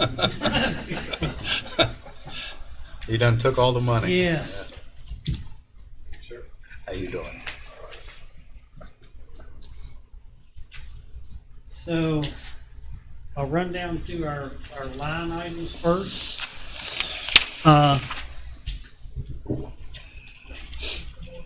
Here, so our first line, our travel expenses. Last year was 2,000. I asked for 2,000, left it the same for this year. We have not expended any of that this year, but we will expend all of it. Upcoming, Sean is going to Utah for training to be an emergency fire dispatcher for training for the 911 dispatch center. You're just like Virginia, spend it all at the end of the year. Well, yeah, we hang on to it till right near the end. But no, Sean's going to that training to be an emergency fire dispatcher, so when they get the dispatchers coming in, he does that training. We're contracting that out. And it's quite expensive to have someone fly in to do that. So there was certain criteria to be an emergency fire dispatcher. You had to be a chief, past fire chief. You had to be a past 911 director. He just kind of fell into all of that. So he was able to do that. I think Jim had worked prior a sentence. He's going in May for that emergency fire dispatch. So that will probably expend that travel because of where the fire line is. M&R equipment was 16,000. We normally was at 8,000. If you recall, last year we increased that to 16,000 because of the updates and the contract that we keep on these two pieces of equipment for the hazmat ID and the ACE ID. So that's about an $8,000 annual expense to keep the libraries updated. So that's about half of that $16,000 goes into that, and we are currently in that budget, we're at about 54%. So we're kind of like on where we need to be on that budget. Training and education, we left at $5,000. Currently on our training and education budget, we are 13%, 13.5% of that we've used, but we have one of our firefighters on staff that has saved us a lot on our training. He is a certified instructor in a lot of all of the fire classes that we have to keep up with. As a fire department, there's X amount of hours and certain classes each technician has to go through. The hazmat is a recertification class every year, and this individual is able to teach these classes. It's on our staff. We try to manage that to where most of that training is done on regular shift hours. We try to manipulate people around on the schedules. We do incur some overtime to accomplish that training, but we're reducing that down to minimum. Dues and subscriptions, we're 1,100, left at the same. We're currently at 16%. We do have some things coming up that are renewing in April and May, so we will spend probably, I'm going to say at least 80% of that. Supplies and materials, we left at 7,500. That one we're at 37%, but we have had some. This is the account where when we bill hazmat, I think Mr. Davis puts that money. It started out at 7,500, but every time they have a hazmat response, we try to bill the insurance company or the carrier to reimburse some time and expenses. So I've actually adjusted that to date by $5,140, which is reimbursement, and we've got a bunch that we haven't collected on that I've just turned over to legal to see what we can collect. So the revised budget's at $12,640, and they've expended about $5,000. So we do try to replenish that, and so when we get the reimbursement, I don't put it back in the general fund. I usually put it in 7-Eleven, so they have that extra, a little bit of buffer. And that is the budget that we buy the hazmat supplies out of our state, our mats and things that we use out there along 81 or wherever we're at. So this is the budget we purchase those materials. And every once in a while, Randy will call and say, hey, so-and-so says we can get, a pallet full of this at, 20% cheaper than what we normally buy. You know, and if we have the money and supplies and materials, then we can do that. We can take advantage of some of that, all those bulk orders. Our uniform budget, last year, we increased it, I think it's from 8,000 to 9,500, and just asking to leave it at 9,500. We are at about 46% expended in that budget currently, so we're kind of right on track. We actually increased that with increased staffing, is the reason we asked for that increase. And we're kind of running where we should be on that budget. We're actually holding on to a little bit of that. We've got a couple of things that we need to get, some ISA uniforms, so we'll, at the end of the year, we'll look and see where we're at, and we'll be able to get those ISA uniforms. Right now, we're running around that. Any questions on the operating side? I got a couple questions there, Rand. And I don't know, maybe the chief can answer some of these just as well as you could, but are you guys hazmat and Swiftwater trained now?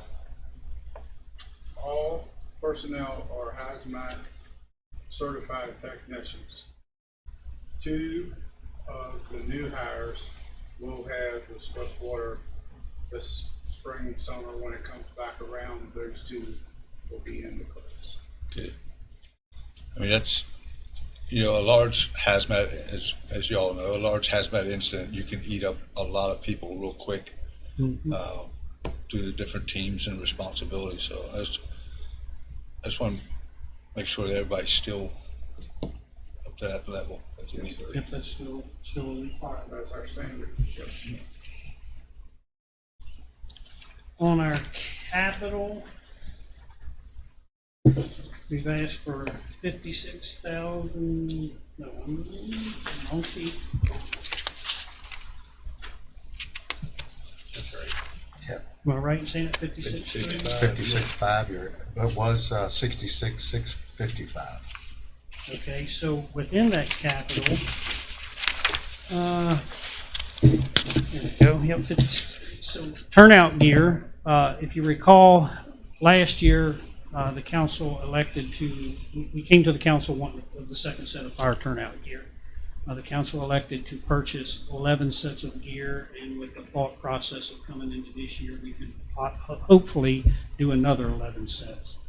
38,500 of that is to purchase 8 actually second sets of gear. We have 3 sets of gear this year that are coming to the 10-year life, and we're going to have to replace. So 3 would be replacement, 8 sets would be a second set of gear for those firefighters. That's this current fiscal year. I'm sorry? The current fiscal year. Yes. Swiftwater PFDs, we're asking for $1,500 for those. That will replace 6 PFDs. Chief Roberts, comment on PFDs? So basically, the PFDs that we are currently using are roughly getting close to about 12 years old. They start to lose their buoyancies. The newest PFD out, actually, you've wore the old ones, so you know what I'm talking about. But basically, this is the newest one. It actually gives you more buoyancy in swiftwater emergencies, and also gives you better arm clearance and so forth, and doesn't keep you so tight that you cannot move your arms. It allows your arms for a better maneuverability to be able to do the job that you need to do, especially if you need to swim. You're wide open to be able to swim better than being restricted. We've been trying to, we've looked at the Coast Guard's recommendations, and basically if you start to have fading in the material on the PFDs, or any tears or any exposures to the foam flotation part of it, it needs to be decommissioned. There is out there, like everything else, a 10-year shelf life, but we have actually got a lot of use, and some of our PFDs are still good, but to have like the first team on the boat and a backup team in a better PFD right now, then next year come back and replace 6 more instead of trying to replace the whole mess at one time. So that's our kind of our game plan of what we're looking at. Randy, have we purchased all the turnout gear for the current fiscal year that we had programmed? Yes. Okay, well, your capital budget was 66,655. The available balance, you've only spent 48.4%, so you have slightly more than 34,000. What are you gonna do with the remainder of that? More turnout is the plan. What we talked about? Yeah, so what we did when, at the beginning of the fiscal year, the council had said X amount of turnout gear. So we purchased that X amount of turnout gear, how many ever sets that was then. We've done really good with pricing on turnout gear. So we were able to get turnout gear a little less expensive than what the quoted standard price is. So we've been able to take advantage of some of that and buying as many sets, buying the sets all at one time.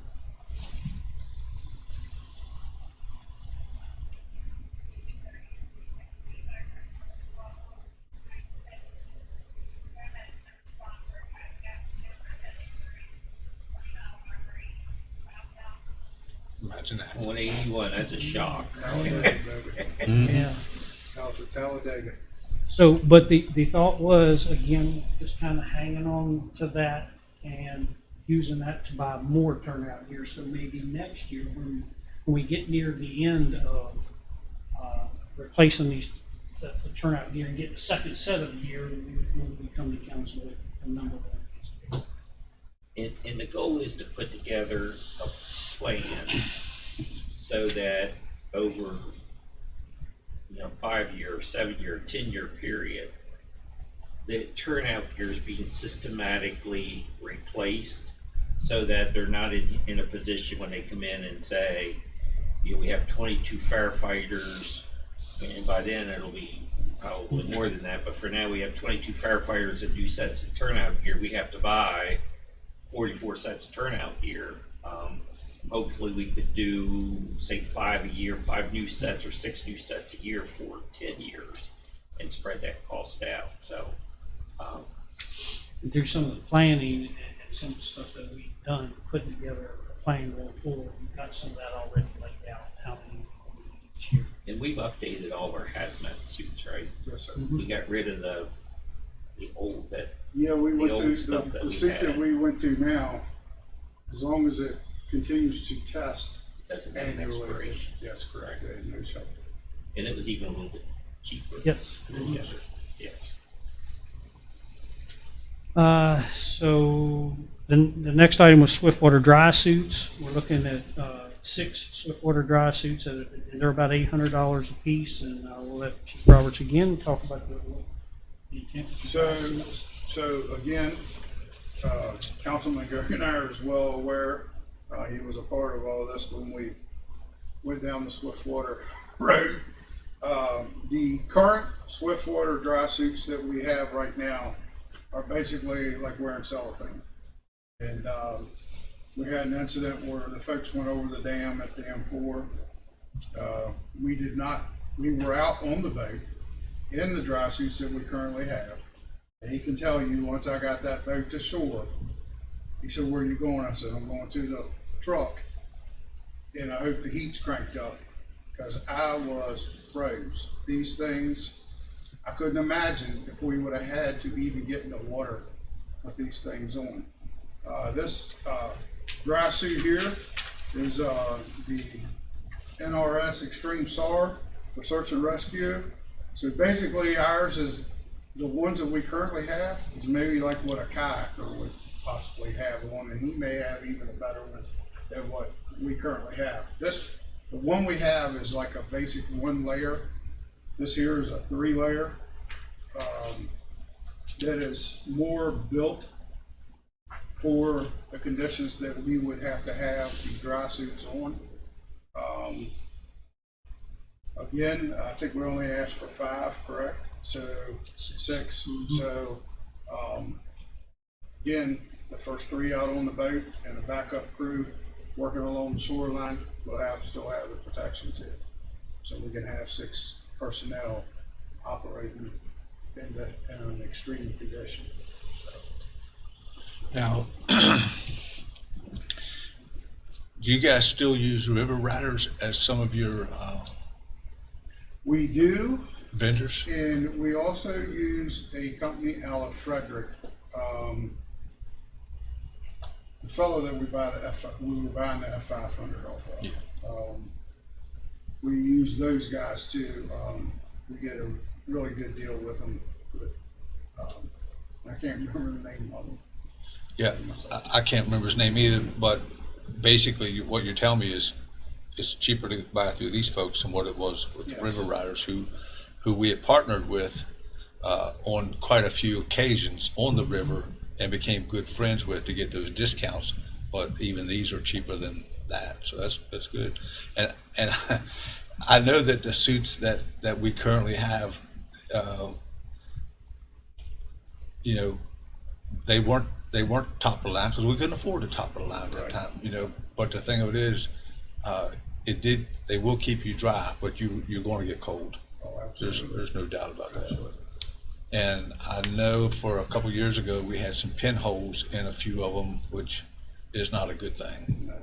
So I'm glad to see you asking to get those replaced because they need to be upgraded. So, coupled with something that you said, Mr. Davis, he said, our hazmat, we didn't ask for too much on the actually anything on the hazmat side. Our hazmat is top notch. Equipment, training, personnel, our hazmat team is top notch and probably one of the best equipped in the state. Sandy Green, our liaison, has said that. What Berkeley County has done with the hazmat and that truck and that equipment, we are top notch in the state. We probably have the best equipment and team in the state of West Virginia. So the truck is being better taken care of. That we have it now in the station at Baker Heights on New York Avenue, the 24-hour staffing there. So if there's a problem or something's going on or something needs to be checked, it's done. It's not having to wait until on a Friday to get it done.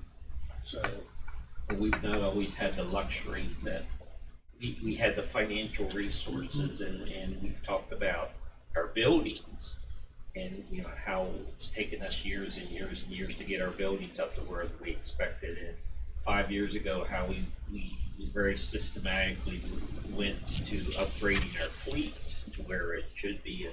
And same thing with Berkeley Fire and the hazmat unit.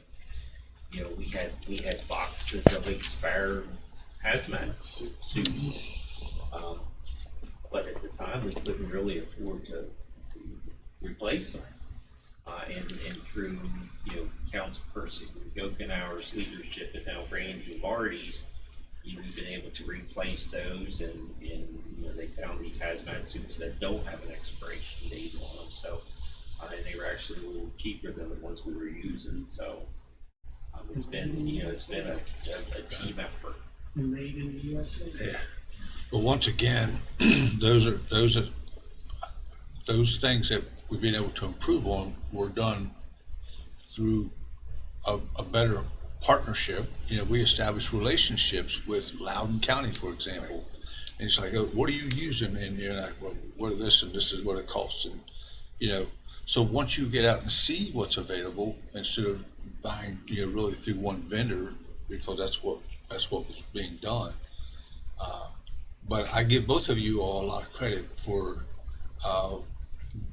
keeping this equipment upgraded, keeping your staff trained, and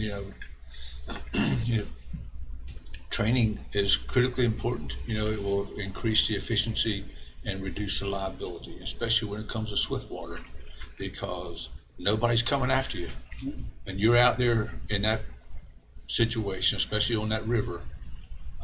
You've got to depend on your equipment and your training and each other. So those things are important.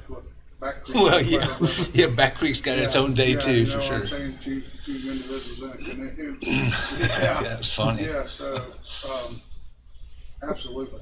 But what I was saying, you know, our hazmat work is in really good, is a good place to be. So with what we're asking for this year, we're intending to put that Swiftwater team, that Swiftwater equipment in the same place. Have you been finding anything in the lighting?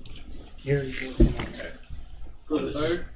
Yeah, one of the things Randy and I talked about earlier, I don't know if I did earlier this fiscal year, we had an appraiser. I think I told the council that rolled up on one of these back roads, and when he got out of the vehicle, he was greeted by the business end of a shotgun because he came in one of our white vehicles, but it was unmarked, and the homeowner took exception to someone trespassing. So if you see the new engineering vehicles that we just deployed in the past couple of weeks, as well as their appraisals vehicles, we have now put strobe lights on the top of those. So it's very evident that it's not somebody that's just wandered off the road. And we've done that for the protection of our employees. One of the things I talked to Randy about is, you know, our Swiftwater, I call it a Zodiac, and I know it's not a Zodiac. Our Swiftwater rescue boat. I can't imagine being out in the middle of the Potomac River in the dead of night and standing on the shore, not being able to see our boat, and ask him to look into is there any way we can illuminate that? Can we put emergency lights on? And I know it's not something we just can't take a light bar and rivet it to the boat. But I would think there's got to be something out there that some way we can light that boat so that if Marty's on the shore, he knows where our guys are out in the river in the middle of the night. Yeah, there's a temporary light there, a battery powered light that has an extension on it. It's certainly not the best. And when we were at 750, I asked Gary to look at our boat. Maybe they can Velcro some strips on it where the lights can be attached to it. And, you know, these guys out there are good, you know, running their wiring and that kind of stuff inside the boat. Plus, it has that aluminum frame, you know, for the operator. So I'm sure there's a way. Some, not to like extend this conversation out, but basically something that we can put up, we need it up, and something that we can take it down when we don't need it. Yeah, you know, as well as I know. Oh yeah, tree limbs. You end up messing your working space up, and 9 times out of 10, that's where you're going to need to work at. And there's looking at a permanent pole or something there that's going to obstruct where you need to be working at. Yeah, something telescopic. Yes, or where we can put it in, you know, snap it in on that tread plate on the rear of the boat there. So. Yes, sir. One of Gary's got on his team with Chief Roberts on how to work with this stuff. What'll work, what won't work. So, yeah, we preliminary talked about it. We were going to put in money for capital to do this, and then we talking to Gary, and Gary said that we can do that. We can do that. That's what he states. On those uniforms and all this, one size doesn't fit all. And are they custom made to the person? So are we talking turnout gear, or are we talking our Class B uniform? Whatever. Hazmat, Swiftwater, hazmat, yeah, any all of right, so the dry suits that we're talking about, they come in different sizes. So we have some small guys, so we will need probably 1 or 2 small, and then large, and then a couple of extra large, because we've got quite a few pretty good sized men that work for us. And the vest that I just currently showed you will go up to a 56-inch chest, and that vest will fit Andy Martin. Really? Yes, it's got that much adjustment in it. So looking at things that where we can get a better bang out of our buck of size-wise, but turnout gear would be, they would come and measure you, and It would be your custom. gear would be cut for you. Basically, our uniform or measure for our pants, our neck size is how they judge your shirts and so forth, so that's. And hazmat, how they do that. Hazmat comes in large, medium, large, extra large suits, and I think they go up to 2 to 3X, 4X. Mr. Boyd says that there are submergible and waterproof LED lights you can attach to the boat and make it stand out. There you go. So he's still tuned in. And the last thing on the Swiftwater side is the Swiftwater Rescue Road. It's 10 years old. The recommendation is it gets replaced every 10 years. And I don't know what else I can say about that. So it's about $3,500 because the rescue road is it's a little pricey.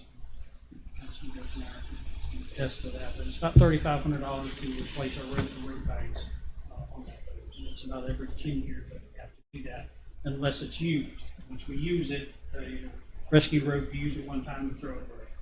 You have to replace it. Yeah, if you put a load to it. Yes. But at this point in time, our road is, it's 10 years old. And the last thing on the capital, on the emergency management side of things, I'd asked for an $8,000 for a commodity flow study. Our commodity flow study was last done in 2017, I believe. And we did an addendum in 2019 to include rail. We were able to get grant funding. We have tried for 2 years to get grant funding again for this. We've not been successful. However, we will keep trying for grant funding. So if you were to ask me if there was something I could do without it, But your total operating budget request is down 10,000. You're not asking for any increases. No. So the state is not going to fund your commodity flow study? We've asked for the CERT grant and the Homeland Security grants through Tracy, and we've been turned down twice. I guess there's others that need the money's going to help us. But we will. I guess the philosophy is that Berkeley County can afford to pay for their own. Yeah, but On everything. Yeah. We and the grants department included are very persistent. Got turned down twice on the drone, and we just recently got, I've not got the official letter yet, but we did get a grant for that drone. So that was, we've been trying to get that for several years. Yeah. And I'll tell you, We'll keep beating on the doors. That technology, whether you're working, we used it at the quarry hole. We thought we had a drowning, looking for subject. We've used it on the rail, looking for a person who was struck. We've used it on derailments, so that there's a lot of opportunities to be able to use that product. And I know how you all are. Any of our county agencies need it, it would be available to them, whether it's law enforcement or, other fire departments. So. No, we don't say no. It's something we bestowed within the department. Lastly, personnel wise, first of all, I'd ask for a $1,500 increase on the compensation rate for a Berkeley Fire training officer to be able to promote within for someone to make sure they oversee the training that needs to be done and needs to be tracked within the fire department. With Berkeley Fire officially getting the letter as a department, there's more training requirements and that we have to meet. So having someone to keep track of this and make sure everything gets done within the department. When Chief Roberts was promoted to chief, he was a lieutenant promoted into the chief position. He never did replace that lieutenant position. Not able to do so. So that $1,500 ask is for a training officer / coordinator just someone to promote the bid. That would be a process that would go out. Basically, I guess, our current firefighters can apply for that position. Position. So is it a lieutenant's position with those training responsibilities? Yes, we could kill two birds with one stone with that, if that's the route we want to go. We have 3 lieutenants budgeted. We only have 2 filled. My concern has always been having 3 lieutenants assigned to Baker Heights. But I thought they should be, if we're gonna have 2 at Baker Heights, we should have another one somewhere else. And, you know, particularly if we end up adding another 24/7 fire station, I think, you know, maybe we'll need two lieutenants, I don't know.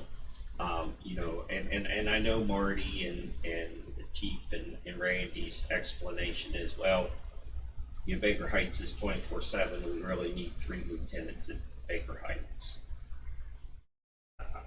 I would just like to see that 3rd lieutenant placed somewhere else in the system, that's all. But if we went with 24/7 staffing in the station, and I think what, you know, the chief is wanting is a lieutenant on each shift. It's not so much with Baker Heights, it's just Right, having so somebody. there's a lieutenant Yeah, I overnight understand that somebody can make decisions. You know what I mean? So there's somebody there that has knowledge, that has been promoted, that you know can do the job and can make the correct decisions that need to be made, especially with our personnel standing in the lane, but to assist, to make sure that correct decisions are made in the fairground.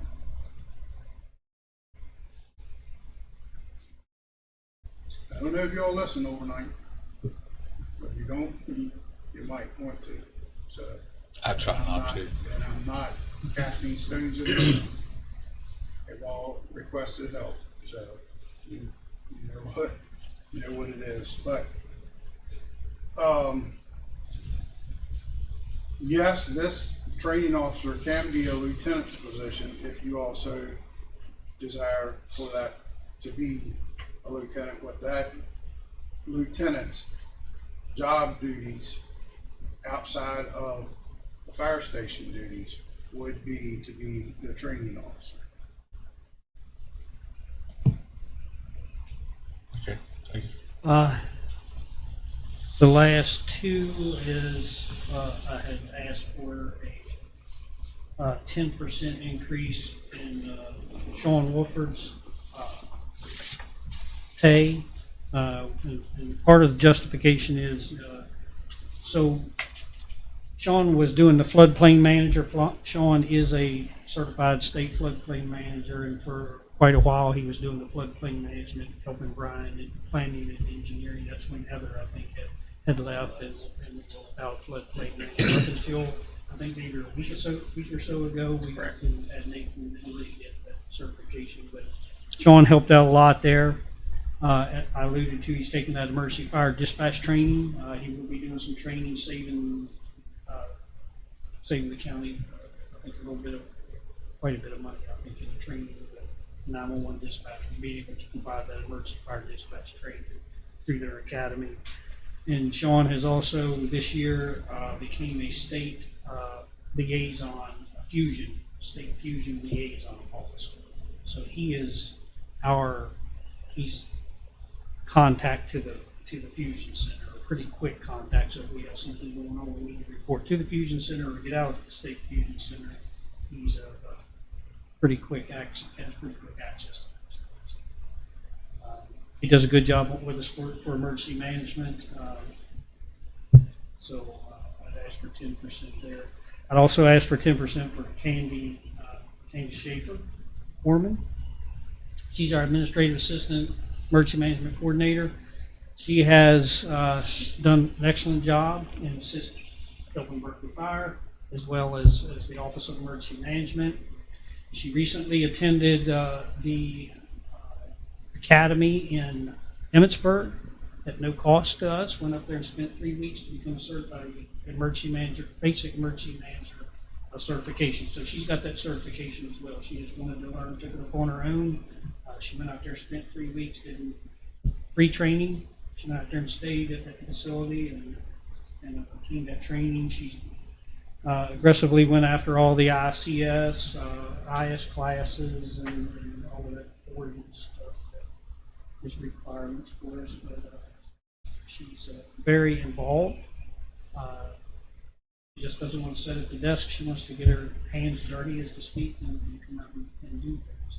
So she's our contact person when something doesn't work. When we got something going on, she's getting it on the TV. She's putting this up here, putting that up there. So we just say go, and she goes out there and makes all this stuff happen. With our administrative duties, she supports the fire, you know, as much as she does us, types up, does a lot of typing and stuff for Chief Roberts for the Berkeley Fire, for his SOPs, SOGs and stuff. He just feeds this stuff to her, and she's 10 minutes later, she's handing it to us, and what's next? So, I'd ask her. Honestly, a true diamond in the rough.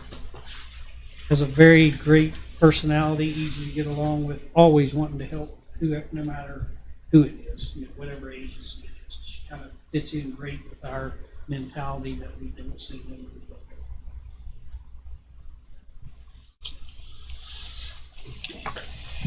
Any questions? While Randy and the chief are here, one of the things that I intend to bring up during your budget workshops in the next couple of weeks, early March, as you know, you now have requests from Back Creek, South Berkeley, Bennington, and Hedgesville. They all need 24/7 coverage. We did the calculations to convert and I'm calling them a 6 to 6, I call them 42-hour stations. To convert a 42-hour station to a 24/7 station, it's about $600,000 because we have to take the 3 firefighters that are 42-hour firefighters that are assigned to those stations, and we have to convert those folks' pay to a 56-hour firefighter, so 53 hours straight time, 3 hours of time and a half. Plus, we have to add 6 additional personnel. So the cost, and that's the turnout here for 6 new people, and and I know it's the initial cost. We're not going to have that cost every year, but say for example, if you decided that you wanted to take Hedgesville and convert it to a 24-hour station, the first year it's going to cost you about $600,000 above and beyond what we currently have budgeted.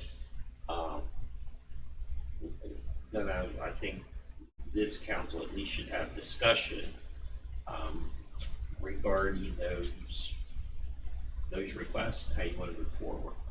And Randy asked me when we met about his budget, do you want me to put the request for more firefighters in my budget? And I said, no, that discussion we could bring up during the workshop. So I just want to plant that seed. And we have had some preliminary discussion with the fire board, and I know they're looking at that also. Okay. Anybody, anything else? Thank you very much for your time. Thank you. Thank you for what you're doing, boys. Thank you.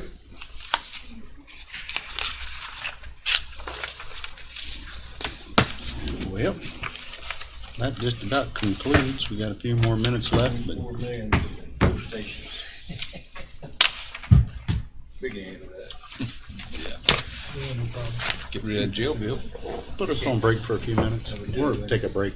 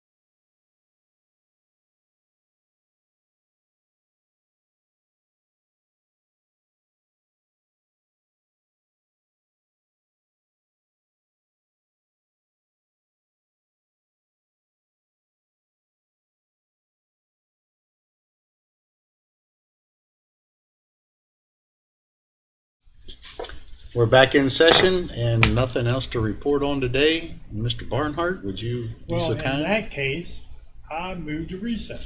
We are in recess. All right.